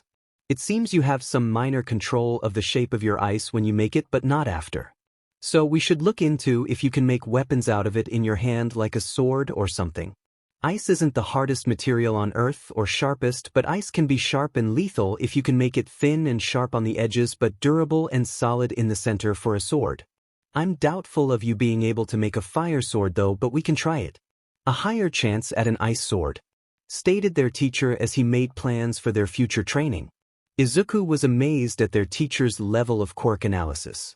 It was so much better than their teachers in UA since they were getting real-time feedback on what to change and possible improvements. Third POV. The training camp was going on quite well and the boys and their classmates were improving.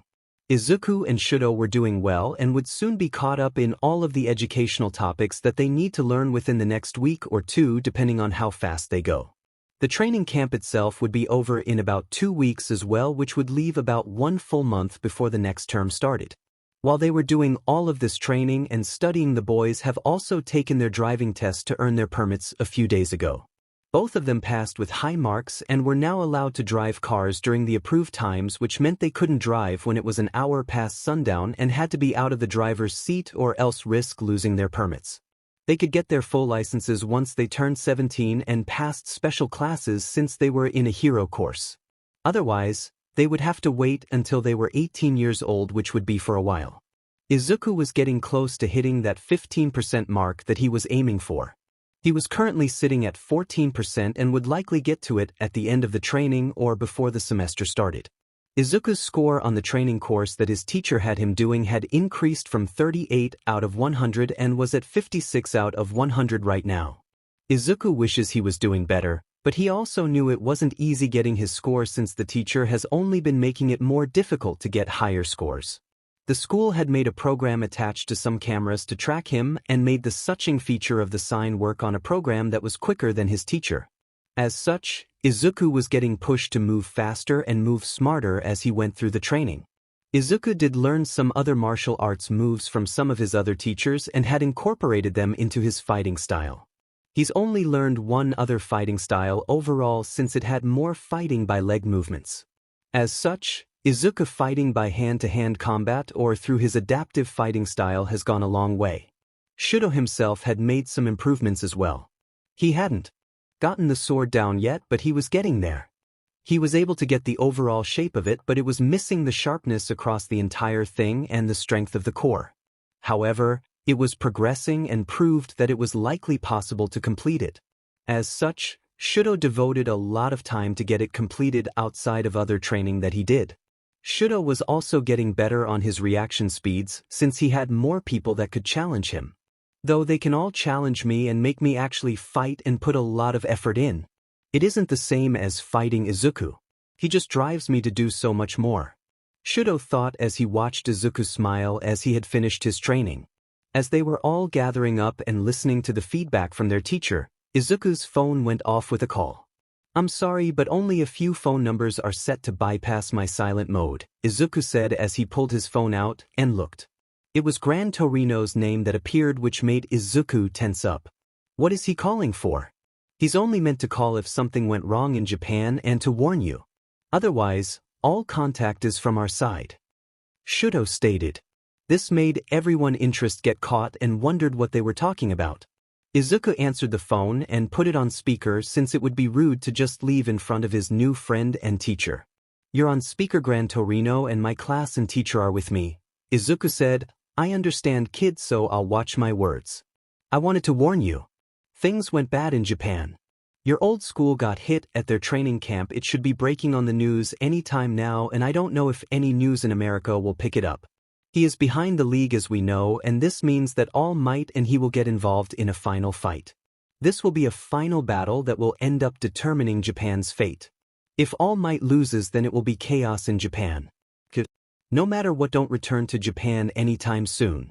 If your former idiot of a mentor loses this fight, then not many people have a chance at stopping this threat," Gran Torino stated. The teacher knew that Izuku was All Might's former protege due to the staff meeting and everything, but the class didn't, and they were shocked. Izuku was silent for a moment when Gran Torino called out again. "I'm still here, Gran. How is he?" Izuku asked. He still felt bitter about his former MSTR and all, but he still had some part of him that cared. "He's remorseful of what he did to you. He has no plans of dying in this fight since he wants to meet you again and try to re-establish a connection if you would let it that day, but that is a problem for the future. We have to worry about the present," Gran Torino stated as Izuku just sat there listening. "Who was hurt during the camp and what happened?" Izuku asked. Gran Torino then went off and explained everything he was told and read in the reports. Flashback 15 hours ago, the students of the 1A and 1B class were on their separate buses heading to the summer camp. Hitoshi was in 1A now since he had placed so well in the sports festival, and there were 2 spots open now due to Izuku and Shouto leaving. As such, he was moved into the class since he was the only one from a different department that did well enough to earn a place. Hitoshi had learned everything that had happened and felt some guilt on his words and actions against Izuku Midoriya during the sports festival and how he was kind of avoiding him during school since he would always be so kind. Hitoshi thought Izuku was trying to use any gained information against him in the future, so Hitoshi was avoiding him. Now he didn't have a chance at apologizing for how rude he was. Hitoshi swore that he would apologize one day if he ever found Izuku again, though he was doubtful since not even UA was able to track him down. Hitoshi did have a strong dislike towards one Bakugo Katsuki though. However, Bakugo has kept himself in line since Izuku Midoriya and Shouto Todoroki had left. He had become outcast for the most part of the class. Some of his old friends talked to him a bit, but it wasn't on the level from before. Bakugo had told them he was going to improve and said nothing more outside of that. Everyone was skeptical, but they themselves couldn't do much against him since they all sat around and did nothing to stop him. As such, his old friends left a line open to him in a sense and tried to keep encouraging him to do better, to be better. They themselves were aiming to be better as well. This could be seen as the class had asked their teacher to set up some abuse and bullying classes so they could better notice the signs as not to repeat their mistakes. The school was happy with the class's commitment to this path and had easily agreed and arranged the classes. Now back out of the thoughts of the students. The class had arrived at the camp where they were met with the wild pussycats. The students of 1A were confused about why they were meeting these people until they were told they would be helping with the training camp. The ground fell from under them and they went down into the forest. They were told by the teachers that they would need to get back to the camp on their own and to have good luck, since if they didn't get back by noon they would need to make their own food. As such, everyone got to work while a little kid just glared at them all. This kid was the nephew of one of the members of the rescue heroes who lived here due to his parents dying. Soon time passed and the students of 1A made it to the camp and didn't arrive on time and had to make their own meals. The students of 1A did have to do a range of training after they seated before they were allowed to go to the baths and rest. The night passed and the next day started. They were thrown into their training and 1B had arrived as well. The students were all doing their own training or under the watchful eyes of the rescue heroes. They had asked what happened to the missing one student, and Aizawa explained it was actually 2 gone and that they had moved 1 up to the hero course from general education. One member asked why the 2 got expelled, but Aizawa tensed a bit, which they noticed. They pushed for an answer since his tensing wasn't a typical thing. Aizawa then explained the screw-ups of UA and the class. He explained who they lost and that they left to another school which is unknown to UA since they covered their tracks so UA could never find them. The pussycats were clearly disappointed in UA, but it wasn't their place to talk about it since the boys already left and UA was correctly itself based on what Aizawa had told them. The night went on and soon it was time for a game in the forest. The objective was to scare the other students in the forest and see who could get scared the most. Koda had gone to the mountain again since he wanted to avoid them all, but Shinso decided to sit out and follow him since he was an odd student number. Koda's aunt thanked Shinso for watching after Koda from a distance as Shinso headed up to follow Koda to the mountain. This little action would ensure that Koda would not die that night, as they would soon learn the night had a lot of evil hidden in it. The next 30 minutes passed with all the students in the forest and the students doing the remedial courses in the classroom inside the building. Soon though the night turned into chaos as blue flames and gas were spotted deep in the forest. As they all alerted each other and started to defend the place. Shinso was dealing with a villain all on his own. Luckily for him, the villain was a talkative person who easily fell into Shinso's quirk.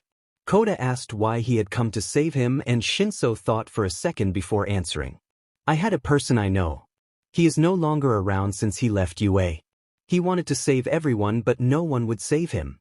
I regret not taking action. A lot of people regret not taking action to save him from the pain he was in when it was right in front of everyone.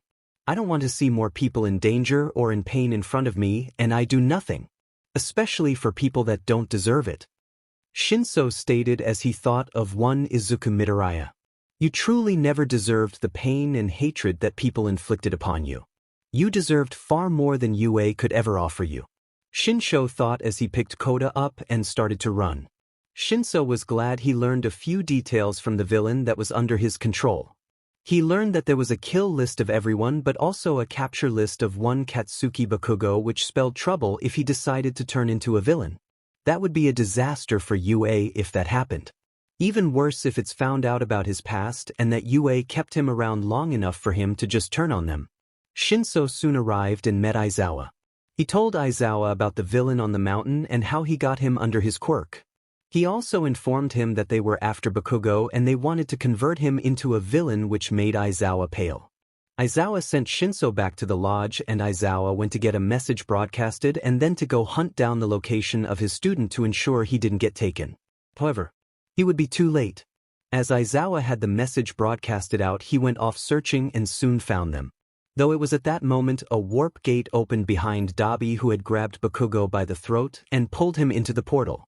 Izawa had sent the capture scarf, but just as it was about to grab a hold, the gate closed, cutting some of the scarf off. The class was devastated. Even though Bakugo was on bad terms with everyone, it didn't mean they wanted him to get kidnapped by the villains. Izawa was sad with himself for failing to keep his students safe. Soon after a while, the medical and police arrived at the site and the news would soon break about the attack and the kidnapping. All of the students were gathered together and transported to a hospital. Izawa had informed the detective that Bakugo had a GPS device hidden on his body and that 𝐒𝐻𝐻 had access to its current location. They also learned some students were able to place a GPS on the Nomu as well, which would now give them 2 locations to raid at the same time. This was how everyone found themselves in a meeting at UA talking about the plans to attack the League, and All Might knew this would be the final battle for him if All for One was there. Gran Torino had arrived and would be helping in the raid since it involved All for One. He talked to Toshinori and figured out how he was doing. "How are you doing, brat?" Gran Torino asked. All Might looked up and saw his old mentor sitting down, but he didn't flinch like normal. He was too busy worrying about the battle. Stressed. "This likely will be it. I either live or die. No matter what, I'll get young Bakugo back so he can continue down his path of being a hero. I refuse to let him fall further down the path of evil when he has a chance of redeeming himself. I also want to live. I want to see young Midoriya again and get a chance to apologize." All Might stated. Gran Torino nodded his head and went to talk to 𝐒𝐻𝐻 for a bit before he went into a spare room.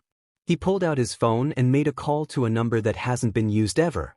It was the new number for Izuku Midoriya, and Gran knew not to use this number for no reason. However, the boy deserved to know what is all going on since it's connected to All for One. As such, that is how the phone call happened between Gran Torino and Izuku, who was with his class. Flashback over, that sums everything I currently know or was told by others. Gran Torino stated. Izuku was just sitting there nodding his head. Izuku was glad they didn't come to harm or get killed, but had mixed feelings about Bakugo. "You got mixed feelings about Bakugo, don't you? I can't blame you since he was your bully your entire life and caused you so much pain. Might be karma, but still, heroes need to save him. He has some chance at being redeemed based on what UA says since he has been working towards it, but they didn't tell me much about it." Izuku could only agree with Gran's statement. "I do want to wish you and everyone luck. Gran, if All Might is like he was still in his thinking, he will likely get distracted by some thoughts or something in battle if he decides to make a show. Make sure he stays on point and focused. Also, if it helps, give him a message during the battle to help snap him out of his thoughts," Izuku said. Shouto was a bit shocked but knew All Might still had a small place in Izuku's heart. He wasn't his mentor anymore and had caused pain, but still, he was connected via One for All even after all the pain. That connection was still there, and Izuku knew deep down he wanted to reconnect one day, but it wouldn't be any time soon since he wasn't ready for it. Nor did he want to reconnect as a emcir and a student, possibly never. As friends maybe, but likely no more than that. Though the future might hold some surprises. Gran Torino asked what message he wanted to be delivered if All Might was getting distracted by his enemies. Izuku said, "Tell him that he better be going get out of his thoughts and go plus ultra since I'm watching." Izuku stated. Gran was silent for a few moments and said he would deliver the message and thanked Izuku for the words to deliver since Gran felt it would come in handy. The phone call came to an end and Izuku just laid on Shuto's side and sighed. "So, that just happened," stated Kuroda stated, and everyone agreed. Izuku just sighed again and explained his connection to All Might without talking about One for All. He talked about the sludge villain and how All Might trained him, which activated his quirk, which leads to being his protege since they believe his quirk would rival or surpass All Might's one day. Don't know everything about my quirk and we're assuming it's just an enhancer since that's what it's showing as currently. However, I'm working on less than a year's worth of experience with it.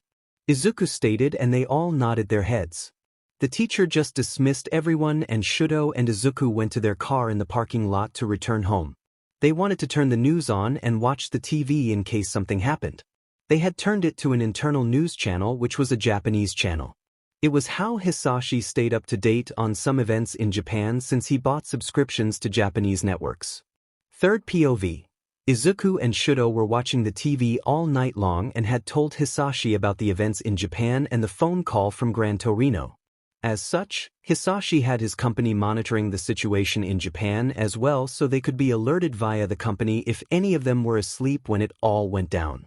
As such, they finally went to sleep since they were exhausted from trying to stay up and watch the news. Izuku and Shouto just ended up sleeping on the couch with Izuku on Shouto's cheek which Hisashi had snapped a picture of before throwing a blanket on them. It was now the next day and the boys had woke up. Izuku didn't want to get up since he was so warm where he was at. Your chest area is far warmer than just your side. Izuku grumbled and Shouto just ran his hands through Izuku's hair as they got up since they needed to go to the next day of the summer camp. Soon they did their normal morning routines and checked the news. There was still no sign of the battle yet but since it was morning now for the boys it was becoming nighttime for Japan. As such, they expected a battle to happen today if anything. The boys quickly made their way to the school in their cars and had set up their phone to connect to the projector in the classroom. The projector had a port to connect to on the desk if the computer wasn't in use. This allowed them to throw Japan's news on the TV. The class came in and saw the news from Japan on the screen and saw the subtitles on the TV that the boys had turned on since they knew the others only had some light Japanese knowledge since they were teaching them some words over the summer break. The teacher came in and saw the projector. Today we are going to hold off on physical training. I'm sure you can guess why. It's better to not have anyone distracted and we can just SWH today's physical training for one of the in-class studying days that we have next week so we aren't really losing anything. Stated their teacher. Izuku and Shouto just thanked the teacher and everyone for doing this for them. Soon the day was going on and about 2 hours into the class the news started to speak up loudly which caught everyone's attention. Things like this are in Japanese. Assume subtleties for the others so they can read it. We have breaking news. UA has started a press conference about the attack on their summer camp and the missing student. We go to them right now. Stated the reporter. The camera then cut to the view of the conference and they saw 3 people. Principal Nizu, Eraserhead, and Vlad King. The conference went on and talked about how the attack happened and how UA was dealing with the issues. As it went on and one person asked if Katsuki Bakugo had a future as a hero due to his public attitude during the sports festival and how he appears to be a villain in the making. At that point, Aizawa stood up and bowed. As the homeroom teacher for the class and Katsuki Bakugo, it's my duty to ensure they grow up to be better individuals and can turn into amazing heroes. Any failures so far are on the part my fault for not correcting them enough. However, he does have a future in heroics. His drive to be a hero is a strong one and he is improving. If he continues to do so, he will make an amazing hero as long as he is given the proper support and help. As such, I have no concerns that he will overcome this and push forward. Stated Aizawa. One of Izuku's classmates pointed out that they don't even know of all the things the Bakugo did and if they did his future would be done before it started since UA would be forced to get rid of him. Izuku could only nod his head since it was true. Soon though the press conference came to an end as the feed had cut to a helicopter flying in the city. We are live from over Cameo Ward where it appears to be a raid by police and heroes are in process, stated the reporter. They then showed a view outside a bar where heroes like Endeavor could be seen and a lot of armed people with guns. After a bit of time, chaos broke out in the streets as Nomus appeared out of nowhere in mass. Dear God.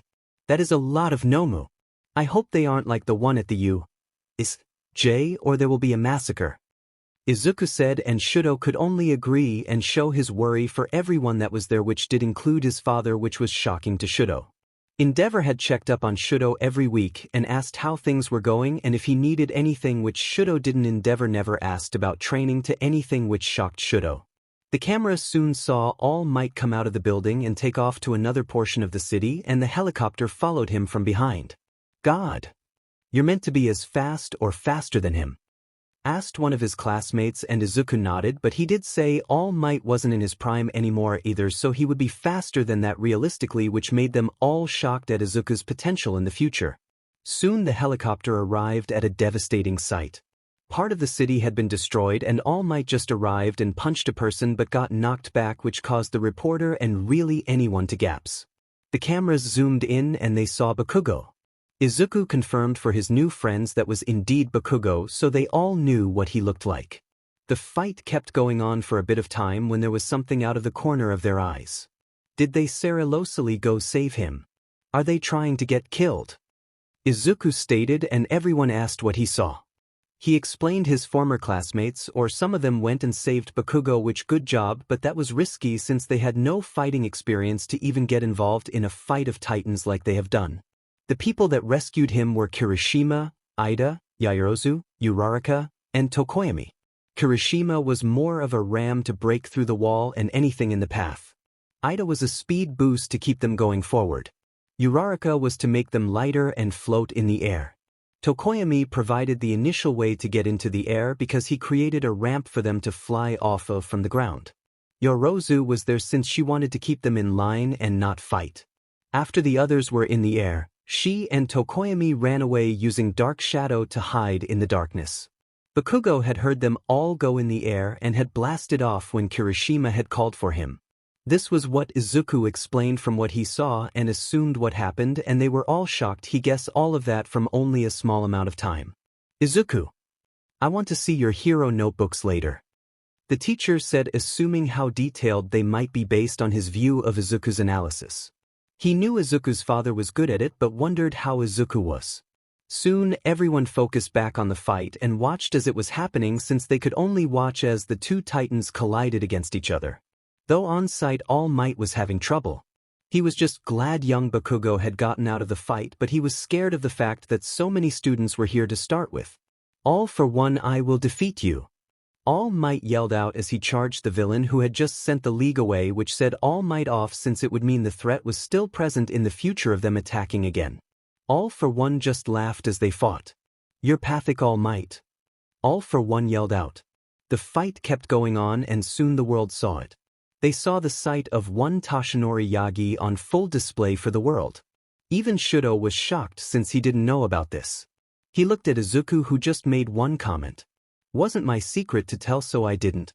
He may have hurt me and our relationship as a MSTR and a student came to an end, but I wouldn't just divulge the secrets that I don't have a right to tell. Not like that other one," Izuku said, hinting at one for all. Since he was the current holder, it was his right to tell others, but All Might form was his own. Shouto nodded his head at that since it was fair. Back at the fight though, everyone was shocked at seeing All Might's form. All for one floated in the air in front of everyone as his arm was enlarged still. From the blast before. He had sent a blast of an attack at All Might which he couldn't dodge due to a person being behind him trapped. That is how his form got revealed to the entire world. That is how he found himself in this state, on the verge of defeat. "Where is that smile, All Might?" All for one asked. "Wouldn't your emster be disappointed in you not smiling in the face of fear?" All for one stated, which just angered All Might. He yelled at the monster to keep his M's name out of his mouth. All for one asked how he thought his MSTR would think to find out about his grandson. All Might was confused until All for one had explained that Shigaraki was Nana Shimura's grandson, which made All Might's smile fall completely and have a look of disappearing on his face. Soon the female behind him was calling out for him not to give up and keep smiling. All Might heard everyone calling for him. However, he didn't think he could do it. He was trying to get up, but the last flames of One for All weren't enough, he was thinking. All for one laughed at All Might's attempt to get up since he was struggling. Everyone was afraid until they saw an old man come on. They could hear him through the cameras since one reporter had focused the sound system on the old man and what he was yelling at All Might. "Get up, All Might. He wanted me to pass a message. He said you better be getting out of your thoughts and go plus ultra since he is watching. So get up, All Might." Gran Torino yelled. Everyone was confused on who the was except Gran Torino, All Might, the ONE's class, and even All for One had an idea of who. All Might eyes widen in shock at hearing what was said. He's still watching me. Even after every time I failed him. All Might thought as he remembered the roof. The sludge villain. The entrance exam where he told him a horrible method of activating it. The bones that got broken due to his failures. And then the final exam where he said his disgusting last words that Izuku ever heard from him. All Might stood up and looked on with determination. All for One chuckled and then charged at All Might. Once I'm done with you, I'll hunt him down as well. All for One shouted, but that was a mistake as that only lit a brighter fire of determination inside of All Might. He knew he fed up with his former protege, but he refused to ever let All for One lay a hand on Izuku Midoriya while he was still breathing. You will never tough him while I am alive. All Might yelled as he met All for One's punch. He was pushed back, which made All for One laugh and lower his guard. He jokes how he was weak, but All Might just smirked and said it was because his back wasn't in it. He sucked all of the power into his other arm and landed the United States of Smash onto All for One's head, which slammed him into the ground and caused a blast of air and a large crater into the ground. The police and heroes moved in to secure All for One while he was down and out. All Might stood there in his skinny form as reporters got close, but police tape went up stopping them from getting too close. All Might looked around and Gran Torino came close to him. All Might saw the camera and watched a bit closer to be heard. The camera zoomed in on him and everyone stopped talking. All Might looked at it for a second but looked forward again. His hand raised and pointed at the camera. It's your turn, he stated as he pointed at the camera. Everyone was assuming it was a threat to the villains from the symbol of peace that the heroes wouldn't give up. However, a handful of people knew what it meant. It meant his time was done and he had no more power of One for All. It was now Izuku Midoriya's turn to bear the burden of the world. Gran Torino just lowered his head a bit and then got All Might to walk to an ambulance. They soon got into it and were taken away to a hospital. The staff of UA was cheering that All for One got defeated and All Might won. All Might and Gran Torino were sitting in the ambulance heading for the hospital. All Might looked at Gran Torino and talked. That message. Was it really from him? He asked in hope that there was some form of communication to Izuku Midoriya so they knew he was truly alright and safe. That is one thing All Might was plagued about on if he truly was alright or if something happened and they were tricked. Gran Torino thought for a moment and nodded. When you asked if I knew where and how to get a hold of him, I lied. It was his request that no one knows of his new location except those involved that got him there. Also, very few have his new number since he changed it. He did provide it to me, but he only told me the country he was in. I won't be telling you either of the things to respect his request. I've only contacted him once so far to update him on the events of the camp and All for One. Gran Torino stated. Then his phone went off. He looked at it and his eyes widened, which concerned All Might. Gran Torino answered it and spoke, which shocked All Might at what was said. Hello, Izuku. I'm surprised you're calling since you would know that I would likely be with All Might right now, which I am. He knows I have your number too, just so you know. I've refused to give it to him, so don't worry. Gran Torino stated. He nodded his head a bit and then hanged up. All Might was just staring and wanted something and Gran Torino gave it to him. I quote, "Good job All Might, and I've received the message. It's my turn now, so rest from now on. One day we will meet again through fate, though it will be up to fate to decide how soon or how long you must wait. Until then, keep living, All Might." End quote. Gran Torino stated. All Might let some tears fall down his face as he cried silently. He was happy that his former protege was still willing to pass messages to him. To hear the message and accept it. He agreed that it will be fate to decide it on how soon or how long he must wait to meet Izuku Midoriya again, and he would keep living and pushing until that day happened. If you talk to him again, tell him I understand and I await the day I can apologize to him for everything I've failed him on, and I hope we can have some form of connection moving forward on that day. All Might stated. Gran nodded his head and just texted it to the boy, which All Might thanked him for. All Might just laid back on the medical carrier in the ambulance and rested until they arrived at the hospital. Izuku, though, had a few tears down his face. Even though I feel bitter about what he did, he still did a lot for me as well. I'll let fate decide how soon or later we meet. I kind of want to let him back in my life again when we meet, depending on how sorry he truly is for everything. He was still my MR, but he was just blind of so much. Izuku said as he rubbed his eyes. His classmates were silent in thought, but Shouto just pulled Izuku in for a hug. If you forgive him that day, then you forgive him. If you wish for him to be back in your life, the amount he is in it depends solely on you alone. If that is just as a friend, then so be it. If it's as a personal teacher or mentor again, then so be it. It will be for you to decide in the future when you two meet again. Until then, we can push forward to a brighter tomorrow. Shouto said. The class could only agree with that statement, but they didn't verbalize it. It wasn't their place. They were brand new friends with Izuku and didn't want to overstep their boundaries on a matter like this. 33rd POV. The events in Japan had made international news within a day of it happening. The world was shocked to learn of All Might's form and were wondering how he got it. All Might did put a statement that explained a bit, but not everyone, of how powerful All for One was, and that he had caused All Might form years ago, but All Might had pushed forward to ensure public safety and that one day he would defeat All for One. The public was shocked that they didn't notice his decreasing hero time, but thanked him for striving to keep going even at the cost of his health. Though they were a bit unsettled that they had relied on him so much that he had to reach that point. Bakugo had been questioned by the detective and cleared to return to the school. Everyone was now back on campus and relaxing. The students that knew about the rescue operation by the students were threatened with expulsion if they ever did something stupid like that again. You're lucky that due to All Might's retirement, new heroes are needed, so we won't get rid of you. However, our trust in you all is on thin ice moving forward. Do you understand?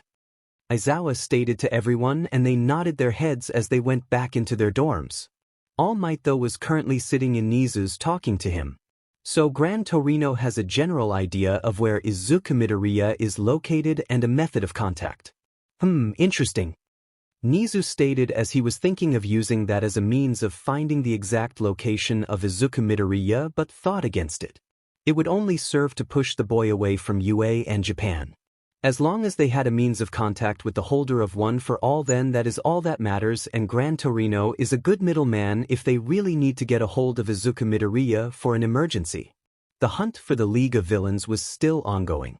As such, the heroes' work wasn't going to be over in regards to them anytime soon. They were a threat that needed to be dealt with and would constantly be in the back of their minds for a long time now. All Might had asked Nizu to prepare a studying plan for him to get his teaching licenses. One of the ways I screwed up with Izuku Midoriya was the lack of teaching ability. I need to fix that. All Might stated, and Nizu was happy to meet the request and gave him the material for the online class that he would need to go through. It was a self-paced class with a test at the end which was timed. If he passed, he would get a teaching license from the government. While they were discussing all of this, Bakugo was in his room thinking about what was said to him during the kidnapping. He then had a tear go down his face. He hated the fact that the villains were so damned right about him. They told him he had already done a lot of crimes from his past and was more or less a villain in the making at the rate he went. However, Bakugo refused to give in to them. Not when his friends, if he can still ask them to be called, that were still willing to at least entertain the idea of him becoming better. The way they distanced themselves and explained their past hit Bakugo the hardest of everything. He felt so much guilt when he looked at them in the eyes. It ate him up. He was so used to being praised for everything in his past that this new treatment stirred undeveloped emotions inside of him and made him start reflecting far more than he anticipated. Bakugo could only set his goalpost and run for it in the future as he did for everything else. Now, as the summer camp for UA had come to an abrupt end, the summer camp for Angelwood was still going on.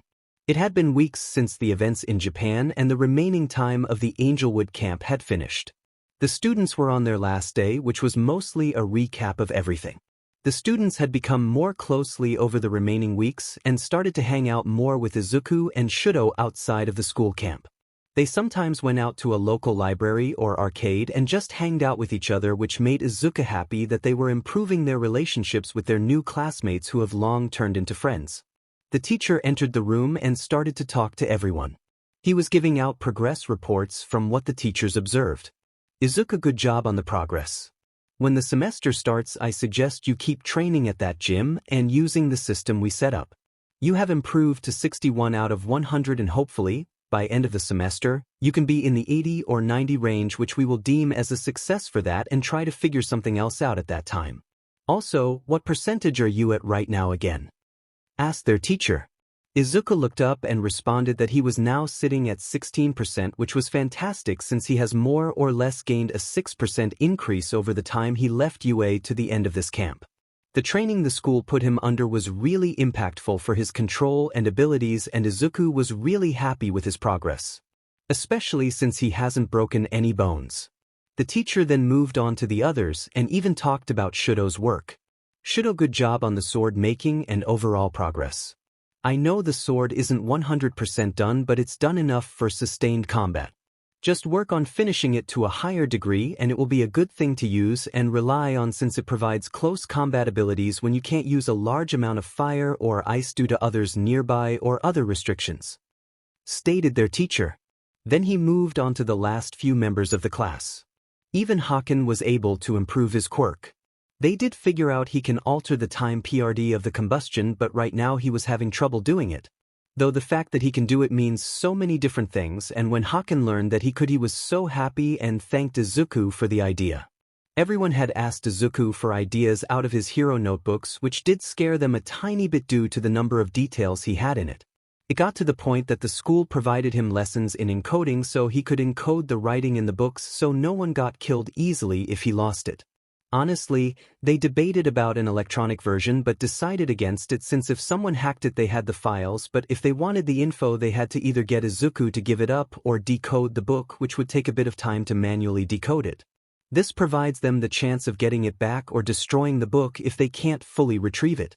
After doing a recap test of the educational topics, the class was finally done. They just waited for the results to see where they were since the test was over everything in the first semester and some of the material they learned during the camp that will be talked about in the second semester.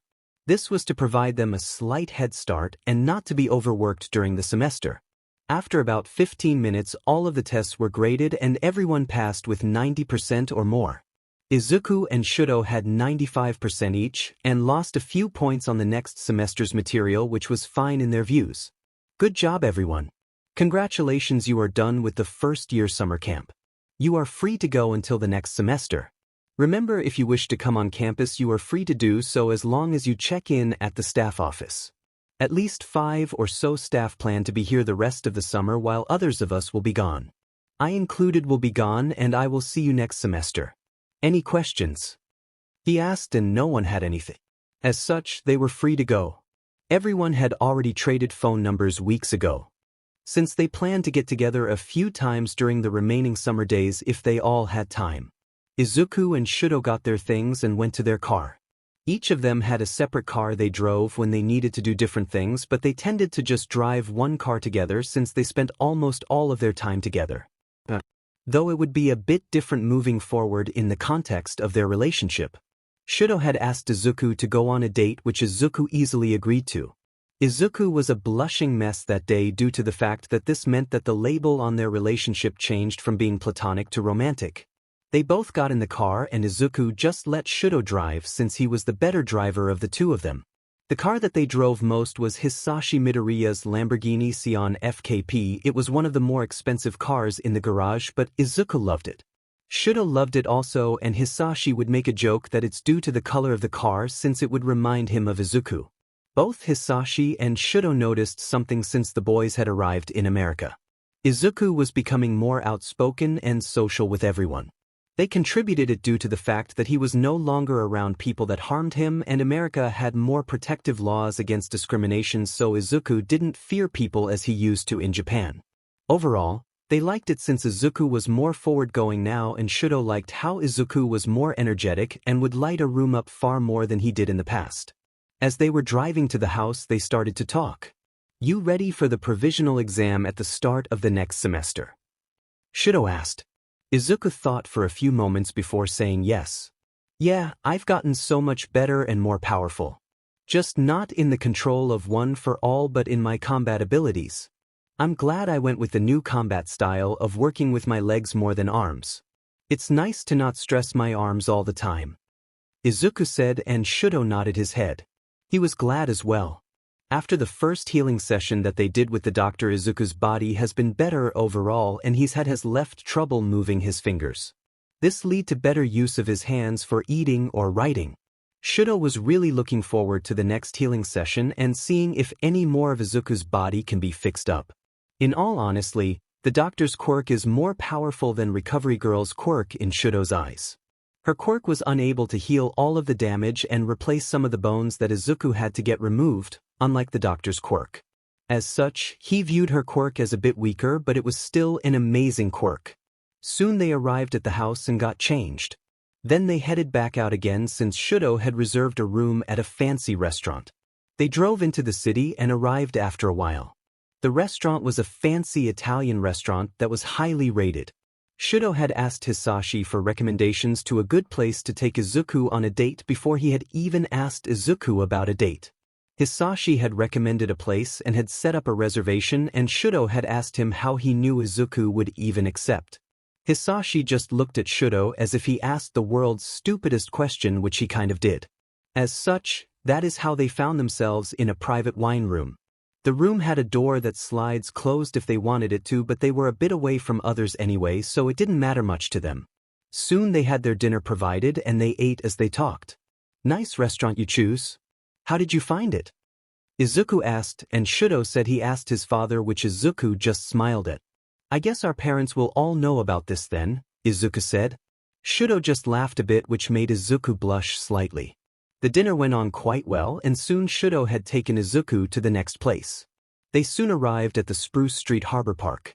However, Shouto had Hisashi get the car and take it to the house and send a driver since they would be out past the time they could legally drive. As such, they were driven to the Spruce Street Harbor Park just as the sun went down and it was nighttime now.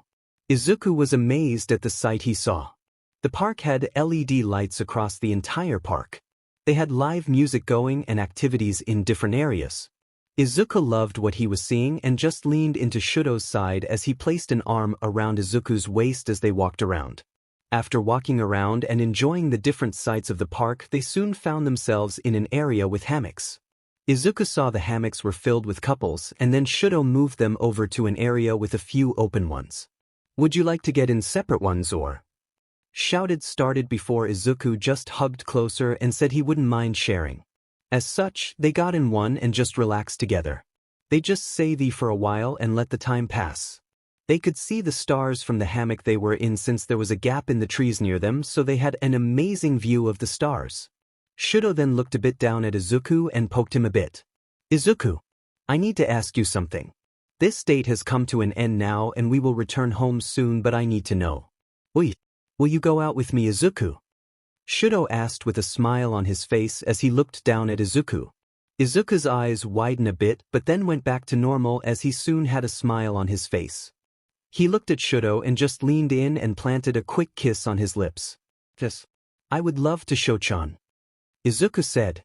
Shouto just hugged him tightly and they snuggled as close as they could. After about another 15 minutes, Shouto's alarm went off and they knew they had to leave since the driver would be back now to pick them up. After a drive, they arrived back at the house and the driver left. They entered the home and Hisashi was sitting in the living room doing some work. He looked up and saw their smiles and how they were holding hands. I'm taking it that the date went well. He asked and they nodded. Uncle Hisashi, thank you for the recommendation and I'd like to inform you that we are now dating, Shouto stated, and Hisashi just smiled and gave them a hug. Good luck to you both, but a word of advice. If something happens, if something appears like the other cheated or they said something in the heat of the moment, don't stop talking to each other. Talk it out and try to find out what truly happened. You both live in a world where you will have threats and someone might end up threatening the other person's safety, so the other partner will do something stupid thinking it's right. So even though at the moment it might hurt, give each other a chance to explain everything. Hisashi said, and they nodded their heads at the advice. Soon they changed and showered and just lay down in bed watching some movies. The night went by quickly and they knew the summer would come to an end soon. They were thrilled and excited for the next semester to start at the end of next month, couldn't wait to improve under their new school since they were already seeing so much improvement just from the camp. Soon they fell into a blissful sleep with their lovers at their side, and they knew that they would face the world together. Third POV, the remaining amount of the summer break came to an end. They had gone a few more dates and hanged out with their classmates since they had set up some meetings in the group chats. The start of the semester was finally here, and now it was time to get back to work full time on their training. They had relaxed a bit on their training during the last month, but still did basic workouts to keep their bodies going. As such, they would kick it into high gear and make sure they were working as hard as they could. The school had warned them during the summer break that the provisional exam would happen a few weeks into the start of the second semester, so everyone knew to be ready for it. The class had also spent a week or so doing joint training during the last month. Their aim was to get used to Izuku and Shouto working with them all, and them working with Izuku and Shouto, since there would likely be points that they need to cooperate during the exam. They had found several good combinations, and overall performance was good between the class. They all now were sitting inside the classroom waiting for the teacher to arrive. Izuku and Shouto had a topic they wanted to talk to their teacher about. They wanted to know how this school handled students getting work studies when they had their provisional licenses. It wasn't like Izuku and Shouto had connections like they did in Japan from doing internships after the sports festival. After waiting a bit longer, the teacher soon arrived and noticed that everyone was present, so he started to talk to the class. Good day, everyone. Welcome back to the first day of your second semester. As you all remember, we now have Izuku Midoriya and Shouto Todoroki here with us from now on as permanent members of this class. This brings the class back up to the max number of students at 18 from our previous 16. State the teacher. As he handed everyone a class scheduled and general outline for this semester for educational classes and their physical classes. Remember, the provisional exam will be in 2 weeks. If you all pass, then you will receive your provisional licenses, which will grant you the ability to use your quirk for combat, unlike now where you can only use it for self-defense. Does anyone have questions about the license or what happens right after? Stated the teacher, and Izuku raised his hand. Sir, how do students here get work studies? At UA, we would need to do it with someone that requested us during our internships or figure something out. How does it happen here? Izuku asked. The teacher nodded his head. Good question. Unlike in UA, we don't do a sports festival. I find it stupid that they do that. It's a safety risk to the students since you're advertising your quirk and capabilities before you even go pro. So if villains want to get rid of upcoming heroes, it would be a good way. Stated the teacher who criticized UA's sports festival. Izuku nodded his head. He enjoyed the festival, but he had to agree that it was a valid point, but Izuku knew they used it as a moneymaker to fund the school and keep it separate from too much government control. Instead, Angelwood uploads videos of the students' performances during classes and allows pro heroes to access them. For you two in particular, we will alert the heroes that we have 2 new students, so they will watch everything you did so far. Your entrance test and all the training during the summer break are uploaded. Anything moving forward will also be shown. We also alert all hero agencies in the surrounding states when our students get their provisional licenses so they can check to see if they want to send a request. You can also use connections to get one, but I haven't seen anyone in S class not get a work study request from multiple agencies since our school always produces reliable heroes. Stated the teacher. Izuku and Shouto relaxed a bit, knowing that the school would help somewhat on alerting heroes of them being here and looking for a work study. Soon the teacher moved on and started to talk about some other matters before the class got into high gear. This routine of class and physical classes kept going for 2 weeks until it was time for the provisional exam. As such, they all found themselves on a bus heading towards the test site. Soon they arrived at a building that had a large wall that surrounded something inside. No one could see what was inside though. They were all directed to go through the main doors and were checked in and told to enter the changing rooms and get changed. After that, they were directed into one more room where everyone waited until the staff of the exam called for everyone to pay attention. They explained the events that would take place in the exam. The first exam was going to be a secure and rescue operation. The second event was a villain fight while protecting a retreating civilian group. Soon they were led into the exam test site and they were surprised at what they found. They found a destroyed city, and it made sense that they would need to rescue people from a devastated city after a villain attack or natural disaster. The voice came over the intercom and told them all that the exam had started. This sent people scrambling to find others. However, the S-class didn't get moving right away. They gathered up and started to plan. They soon split into groups of 2 or 3 members and went to find people. Izuku went with Taka since they had discovered that Izuku doesn't really run out of energy. It seems that Taka's quirk was pulling energy from one for all, though it always replenished itself. As such, Izuku was the perfect person to go with Taka to keep him supplied with energy. Shouto went with Mizuko since he could make water by melting a large amount of ice for Mizuko to use instead of creating some and wasting energy. As such, they were perfect to team up with each other since Mizuko got water from Shouto and then could use it for defense or offense. Soon, Izuku and his partner had found some people trapped inside a building. Izuku broke open a window and went in, where he started to assess people's wounds and asked them questions. Once he confirmed that there weren't any major wounds that stopped them from walking out on their own power, they had everyone go outside with Taka until they made sure everyone was out of the building. Once Izuku checked the remaining portion of the building, they set off to go back to the medical tents at the start of the exam area. They had delivered them quickly without any problem. Shouto and his teammate were also doing well as they had arrived a few moments after Izuku and Taka. They all went back in and started searching for more people to rescue. They kept this up for about 20 minutes until the first portion of the exam was called. Everyone was gathered up and told their scores after about 15 minutes. The results were in for the first portion of the exam, and about half of the exam testers had failed.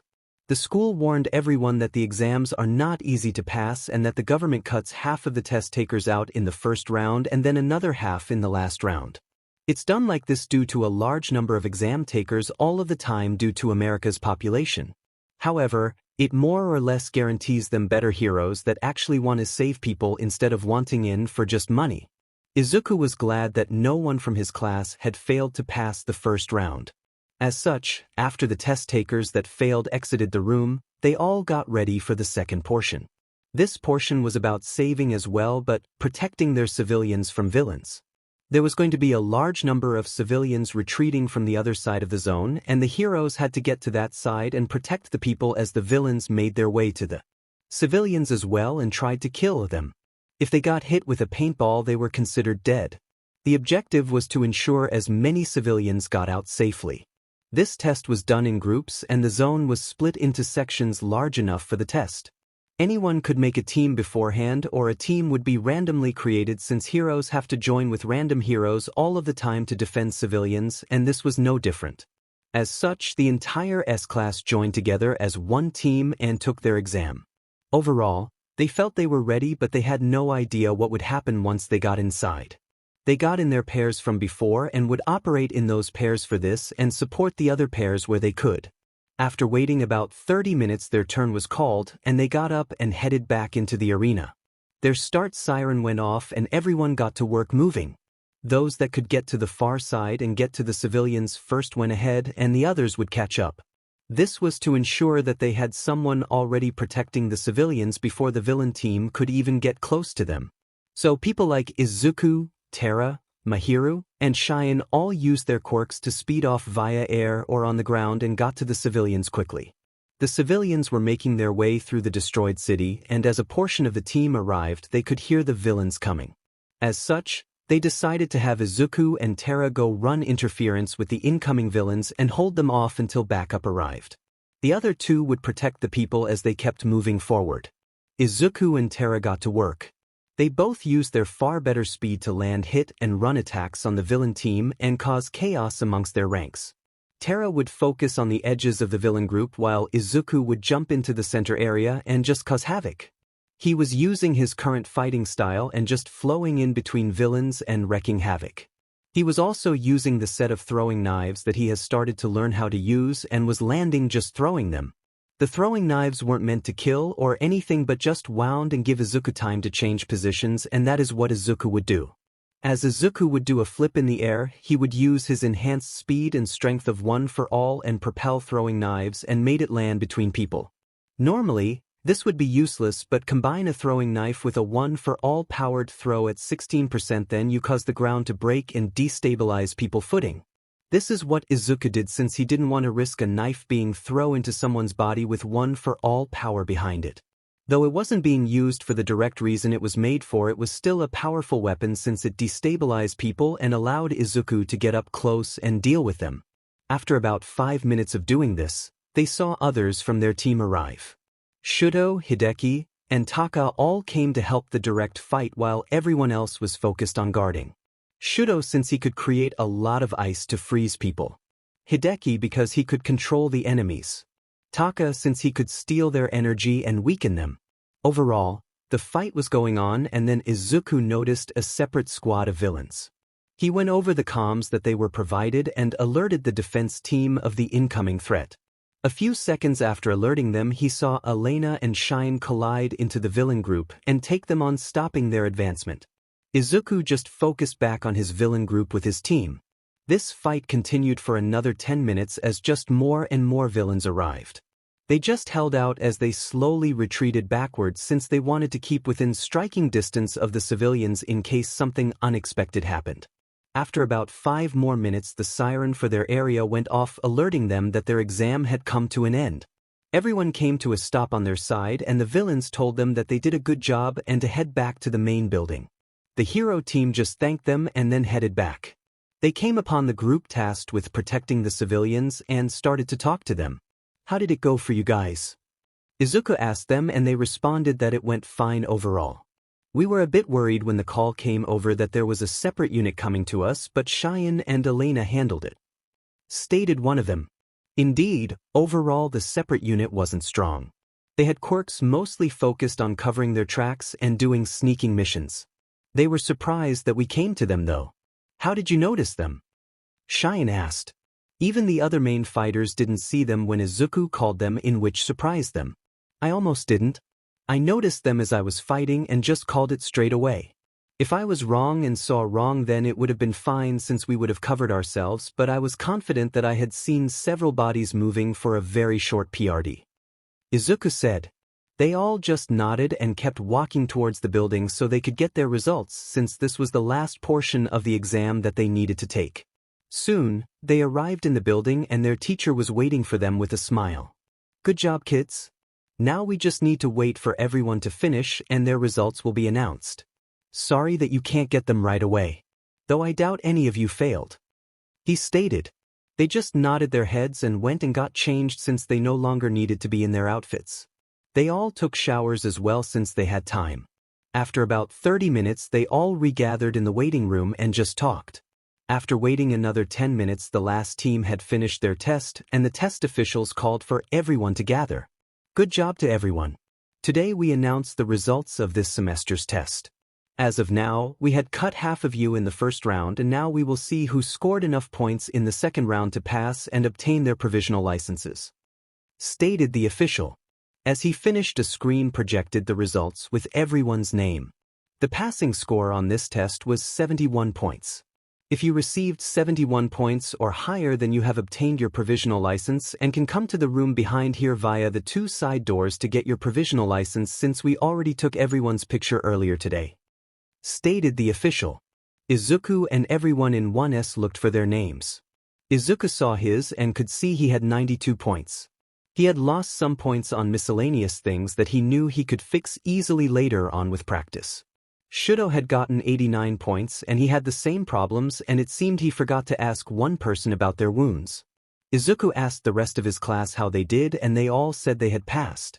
Their scores ranged in the 80-point range, and Izuku and Shouto had the 2 highest scores of their class, which Izuku was proud of. Their teacher guided them all to get their provisional license, and after waiting in line for about 5 minutes, they all received them. Izuku was happy that he had gotten it and was so proud of himself for not breaking one single bone.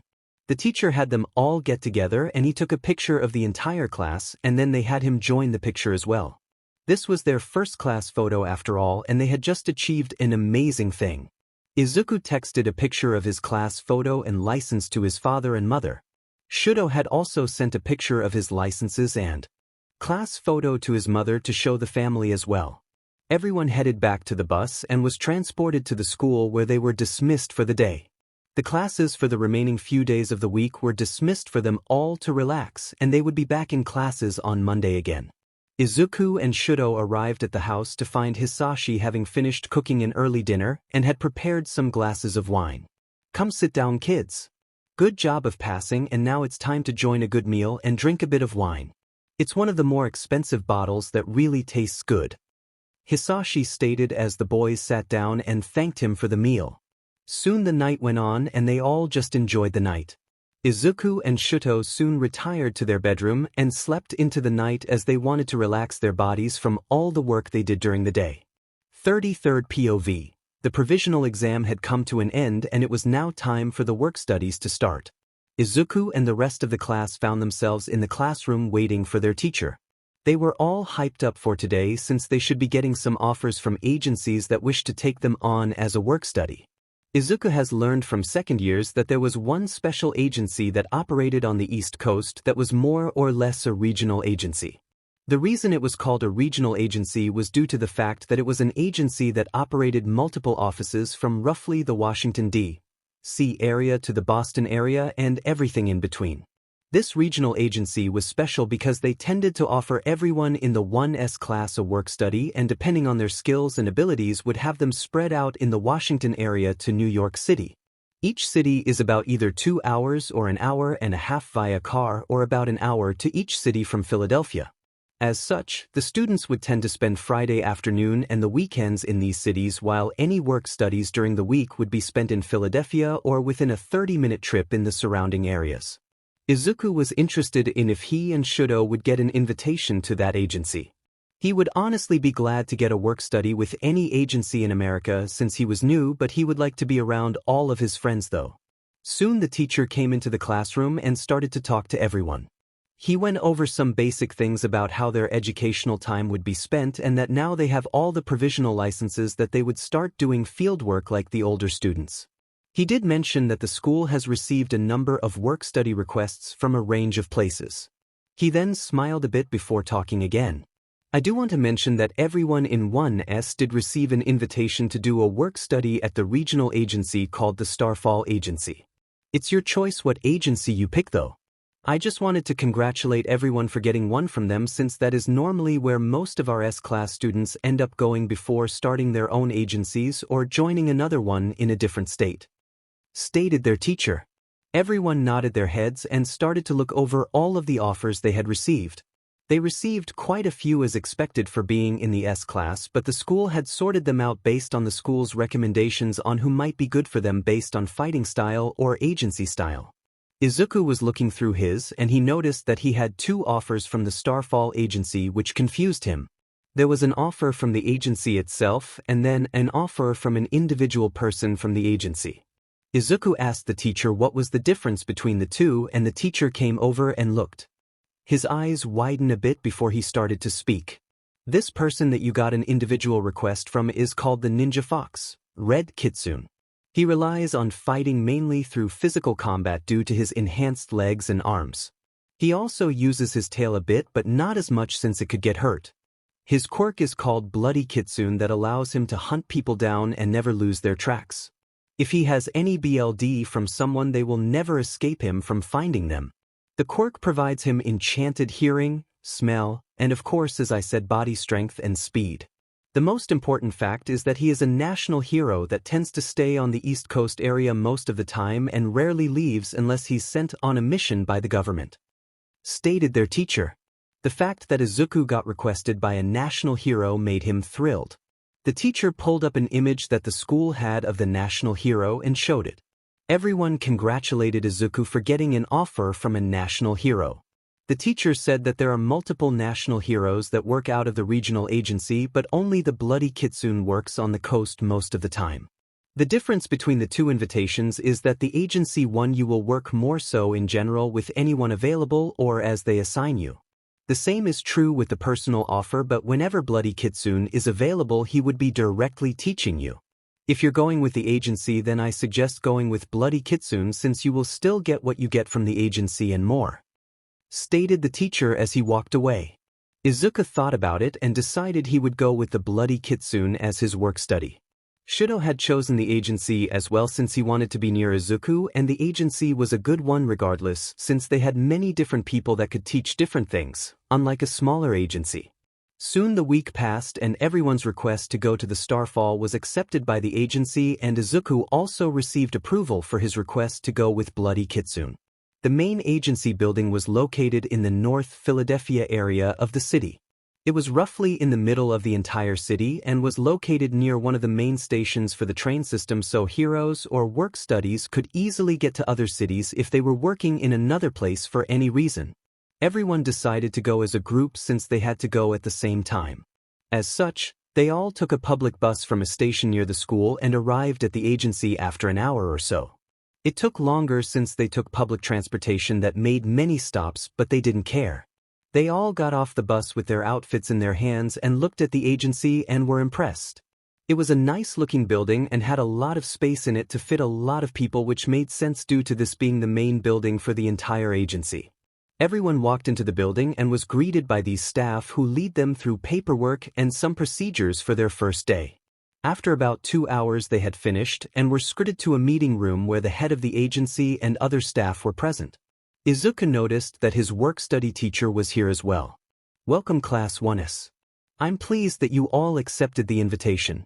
I like it when I can get the entire class since we can increase teamwork amongst your class and it helps you build a wide range of connections amongst yourself and the heroes and staff you will be working with here and throughout our regional agencies," stated the head boss of the agency.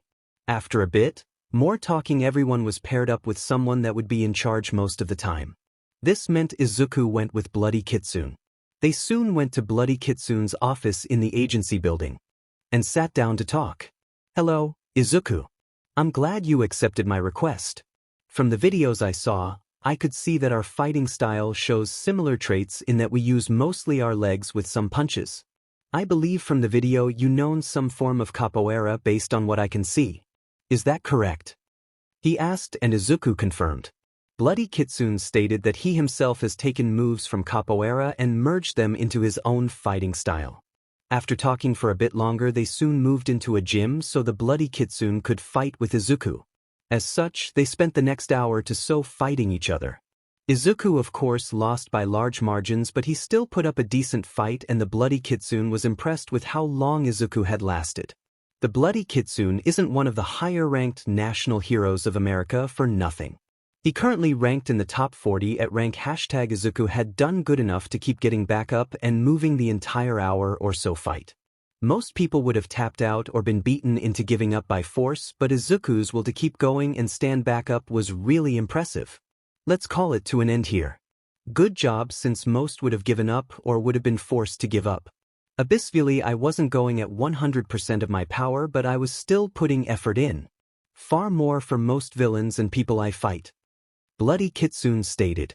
Izuku was happy with his ability to push the man, but he was sad that he never landed one blow at all, even though he was pushing at 18% of one for all.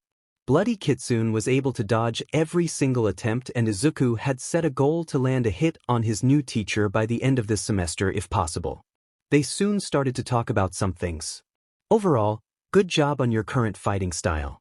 I want you to watch my movements while we go out on patrols and during fights when it isn't dangerous for you to do so. See if I do anything you want to adapt to your own fighting style. I saw the videos of you in the gym doing the target practice while moving. I also saw the recent score was at 69 out of 100, so I want you to keep working hard at that and get to the 90 out of 100 area, since even I would find doing that challenging and require me to put actual effort into it," stated Bloody Kitsune. Izuku nodded his head and explained a bit about his quirk control of his quirk, and his teacher raised his eyebrow at the story. He then looked deeper into the files he had and found a mention of the timeline on when Izuku had gotten the quirk. Bloody Kitsune was shocked at the level of determination and skill that Izuku had with only having his quirk for 1 year or so now. "So, Titan was the hero name you picked. What?" he asked. Izuku tensed a bit but explained that it was a name his class picked for him. "It was a name picked by my new class. This is my first semester at Angelwood. I and my friend Shouchan, or Shouto Todoroki, came here during the summer and joined the camp after we passed an entrance test. Things didn't go well back in Japan, our home country. My previous hero name that I kind of went with was Deku. It meant dash, Izuku was talking but was cut off. Worthless or someone that can't do anything. Stated bloody kitsune. Izuku's eyes widen a bit in confusion on how he knew that. I've spent a year before in Japan and learned Japanese for my missions there before. Why did you pick that as your hero name? He asked, but Izuku could hear a bit of underlying anger, but he felt it wasn't directed at him. Izuku then explained his past and how he was given that name when he was deemed quirkless, and it became what he was called for years since most forgot his real name except his mother. Before I even walked out the gates of UA, Deku had already become my name once again, even though I had a quirk. The person was a former friend that suggested it was another way saying, you can do it. Or Dekurui. I guess I was trying to just change the meaning and trying to survive since I gave in to peer pressure. Everyone was already calling me Deku for the most part, except a few, so I just took it as my hero name to forever condemn myself to it. Izuku stated, and Bloody Kitsune lashed out at a punching bag near him and destroyed it. Bloody Kitsune just told Izuku that he wasn't useless or anything like that. That Izuku was able to make him put a bit of effort in dodging attacks, and that was him pushing a national hero at the rank of number 37 into doing that. People that are useless couldn't do that. This made Izuku so happy to have someone like the Bloody Kitsune give him encouragement. Izuku thanked him and nodded his head. They talked for a bit more before they decided to end the day since the others should be coming to an end as well. Izuku knew his body was going to be sore from some of the punches and kicks that the Bloody Kitsune threw and landed on him.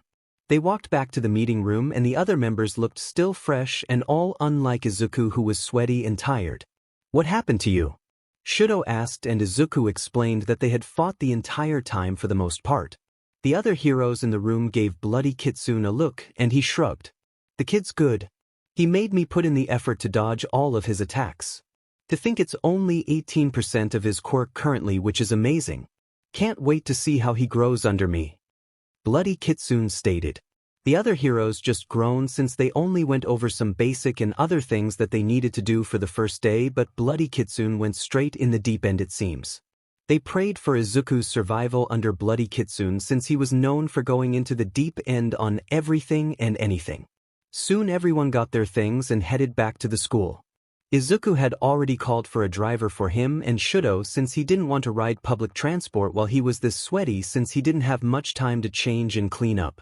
Normally he would, but that would require everyone else to wait for them, but he didn't want them to do that. So a driver arrived to take them back to the house. Izuku just leaned on Shouto, who told Izuku that he was sweaty. So, you love me anyway, right? Izuku said, looking with puppy dog eyes. Shouto just rolled his eyes and leaned down and planted a kiss on Izuku's lips. Yes, I do, Shouto said. Izuku just blushed and pushed further into Shouto's side as far as he could go. Soon they arrived back at the house and Izuku went to go take a shower before he went and met Shouto in the kitchen to start preparing an early dinner. Shouto had asked Izuku more details about his fight with the Bloody Kitsune, and Izuku had explained everything. He even explained how his new teacher knew how he was treated and how he was quirkless. Izuku also explained that depending on how the work study goes over the year, he might consider bringing his new teacher in the loop, but that would be a thing to consider long down the road and not anytime soon. As it stands, there were 3 people on the list that Izuku considered telling about his quirk. The principal, his homeroom teacher, and his new work study teacher. He has considered telling his new class, but that was a consideration that he knew he would only make likely after graduating, since he didn't want to involve them in the dangerous life of the user's secret holders, since even though All for One is in jail, he is still alive and could escape prison one day. The other 3 people could make a real consideration if they wanted to walk into the danger that involved being in such a secret. Soon Hisashi arrived at the house and saw them eating. No dinner for me? He asked, and Izuku said nope, and it was only for couples. Shouto just pulled some out of the microwave though and put it out. Hisashi rolled his eyes at his son's antics. Cheeky brat. You've really grown out of your shell since leaving Japan. I'm glad you left. Remember to call your mother tomorrow like normal. Hisashi stated, and Izuku nodded his head. He has always made sure to keep in contact with his mother, and she was really happy that he found someone that loved him for who he was. Izuku also talked about his class a lot, and she was happy that he was making real friends that would stick up for him and who he would stick up for as well. Soon the night came to an end and the first day of their work studies had gone quite well. Izuku was looking forward to how the rest of the semester would go and the rest of his high school life as well. The problem was that he didn't know if he ever wanted to return to Japan and would likely only go back if Shouto wanted to return since he so far enjoyed it in America and enjoyed the people he has met. However, that was a question he would have to answer one day in the future but not anytime soon. Third POV. The semester was moving forward quite well. Izuku and Shouto were doing quite well in keeping up with the difference in education that the school provided since the classes at Angelwood were the far more specialized types of classes than UA provided. These classes got into how to apply the math to real-life problems of calculating a fall rate of a person and trying to catch them. Another example was in their foreign language class they were learning several languages and focused on getting key phrases and words that they would need for missions in the event that they encountered another national. The course did include Japanese, which everyone was doing good at since Izuku and Shouto were both born and raised. They were teaching the class how to speak in Japanese, which made it so much easier. As such, the staff adjusted more time to other languages on the agreement that the class keeps up the private study with Izuku and Shouto and the school would just provide quizzes and tests for the languages every few weeks to test their progress. The class was thankful for Izuku and Shouto for providing their help. The class was also spending more time at Izuku's home. The class has become more and more of a close-knit family even though none of them were related. They all respected Izuku's ability to take control of situations and lead the class in situations that they find themselves in. As such, everyone just gravitated towards Izuku as their leader and they have ended up spending some nights over at the Midoriya's home. They were also not made to sleep in the guest area like Hisashi normally makes people but allowed to sleep in the main home itself since they were close people to Izuku and Shouto and Hisashi considered them more or less family. He was even having his company look over their outfits to see if any improvements could be made, which several things have been upgraded to better material or new designs that the class has started to use. One example of how Izuku has taken over leadership and took command was one day when the entire class was out on a mission in the field for their work studies. The mission was a large-scale assault about midway into their second semester, and the assault was on an organized crime mafia that was being taken down since the heroes had enough evidence to capture the entire family and arrest them all. The mission had gone south and everyone had ended up getting separated from their work-study leaders due to one of the villain quirks. The villain had a random teleportation quirk that allowed him to teleport anyone within his vision to a completely different location that he knew of that was within 1 mile of his location. This quirk was great for quick escapes of the crime teams on a mission since he could be far away and as long as he had them in his vision, he could teleport them to somewhere within 1 mile of his location. That is how the quirk worked. As such, when the villain saw all of the provisional heroes with their work studies, he smirked and laughed, which confused them all. Then he teleported all of the provisional heroes in one go to a different location. This sent alarm bells off for all of the heroes since they had no information on this guy. Of course, they wouldn't since he stayed far away from any crime sites. He was best used by the mafia family in the shadows away from the viewing eye. The heroes were concerned about where all of their rookies' provisional heroes had just been sent to, but they needed to defeat the person first to get the answer. While they also sent some to search for them and alerted the police of the problem. However, while they were trying to get the answer from the villain or searching for the students, the provisional students were all on a new floor together underground and they were surrendered by a horde of villains. Izuku stepped up right away and started to order them around and they all fell into positions. He had Shouto make a low ice wall around them so they could hold their position.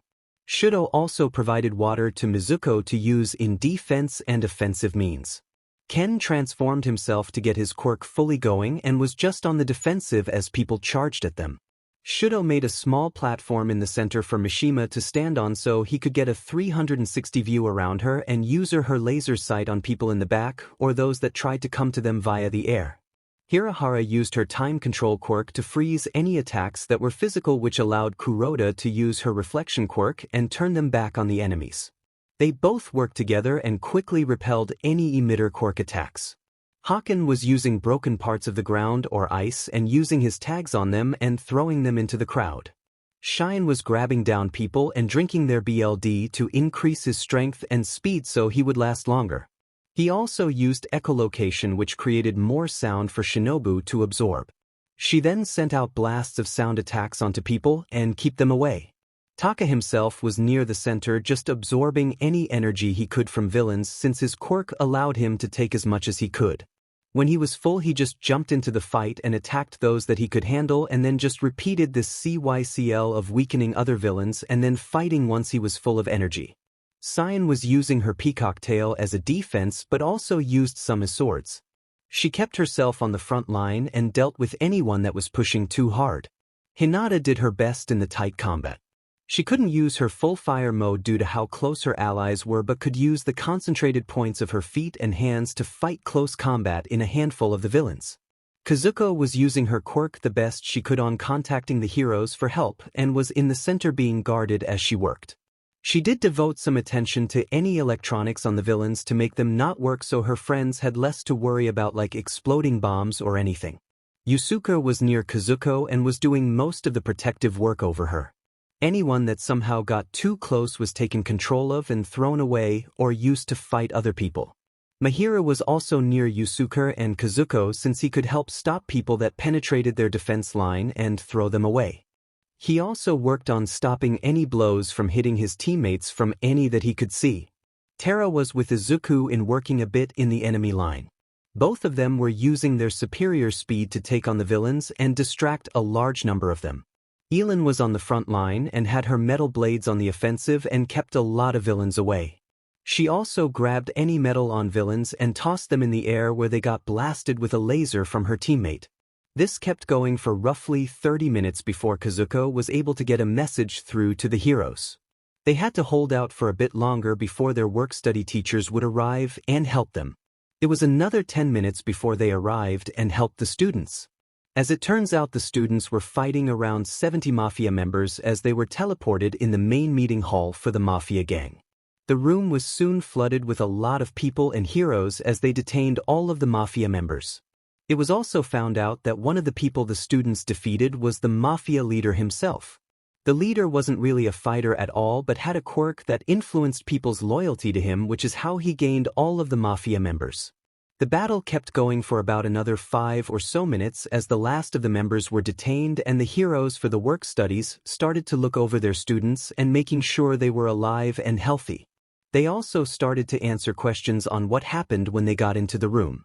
Everyone was talking about the fact that they were scared but also relieved.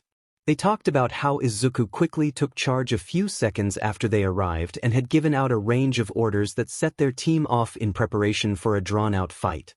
The heroes were learning more and more about how Izuku had led the defense and offensive of the provisional leaders and were impressed on how he combined peoples into teams on such short notice, but the teams were effective and held out. The heroes finished getting statements from everyone and scooted them all back up to the top. They were all required to go to the hospital and get checked out due to the fact that they were separated for so long without their work-study heroes present. The agency wanted to ensure there wasn't anything wrong or that they missed.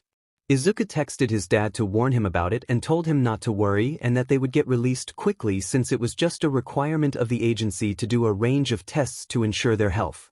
Hisashi texted back and thanked Izuku for the warning.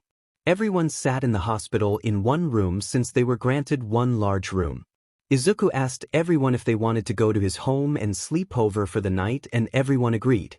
No one really wanted to separate from each other after going through that and fighting for their lives after almost an hour without any backup. Everyone had warned their families that they were going to sleep over at the Midoriya's home, and all families agreed. Hisashi had hosted a dinner for all of the parents one night to show them the safety of the home and that he had enough room for them all to sleep fine. The parents were glad the home was safe and the children would have good sleeping places if they ever stayed over for a night. All of the students of the 1S class could be found in the movie theater inside the home. Some were on the floor and some were on the couch. They had gathered pillows and blankets from the other rooms and they had more or less converted the room into a sleeping fort. They were all trying to deal with their emotions. Izuku and Shouto were dealing with it far easier. Sadly, this event reminded them quite a bit of the 𝐒𝐮𝐦𝐸𝐵 attack. They had got teleported once again in a villain attack and separated from help. Luckily for them this time they were far more prepared than the first few weeks of the school itself and had more training. They also had strong bonds between them and their classmates that allowed them all to walk away without any real wounds. The class had asked them how they were dealing with it easier than they were. Izuku looked at them and was honest. We went through it once already. Remember our old class had gotten attacked in the 𝐒𝐮𝐦𝐦𝐚𝐫𝐲 and teleported away. We were in smaller teams back then and a lot of things happened. I won't tell you the fear goes away since it doesn't, but it makes it easier the next time it happens. It also helps to have your friends and family around to rely on. Don't think you are weak if you need to cry on anyone's shoulder in this room. It isn't a weakness, it's strength to admit that you were scared and want comfort from your friends. Izuku stated with a smile. Everyone at that moment broke. They started to cry and Izuku and Shouto just helped them get through it with one large group hug. They sat there crying for a while before some of them fell asleep and some were still awake. Izuku turned a relaxing movie on and turned the sound down low so they could watch it without waking their other classmates up that had fallen asleep. Soon, they all woke up the next day and ate breakfast in the room with the long dining table. Hisashi knew that they had all broken down last night and had already informed the school of what his son said in the room since Hisashi was outside the door in an event that they needed anything. The school was glad that everyone was together and was helping each other. They also said they would talk to them and offer them all professional help if they wanted.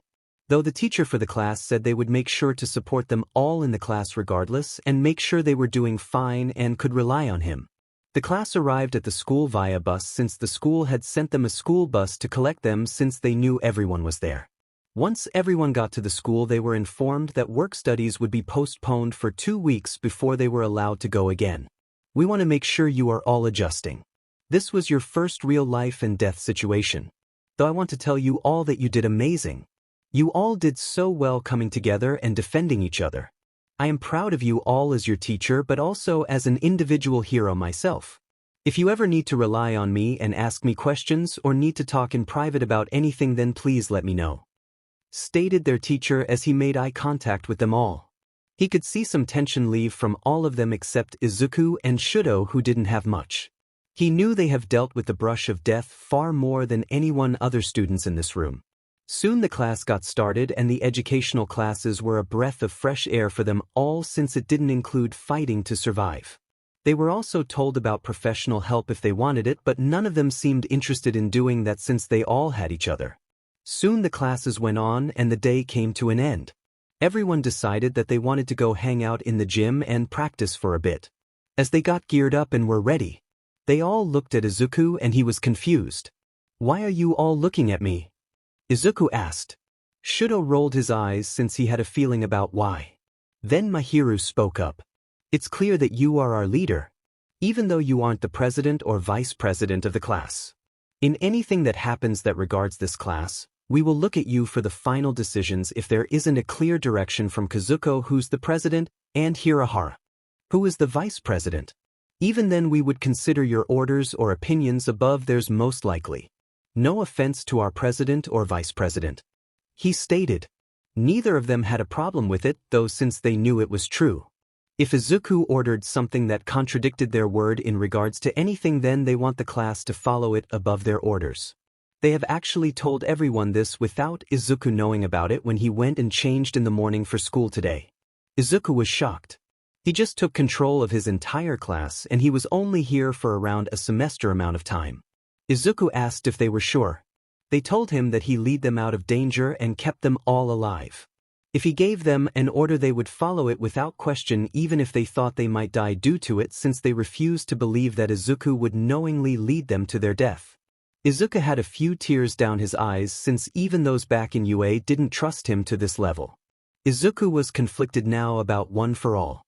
They were trusting him with his life and he wanted to trust them with his life as well, which included One for All.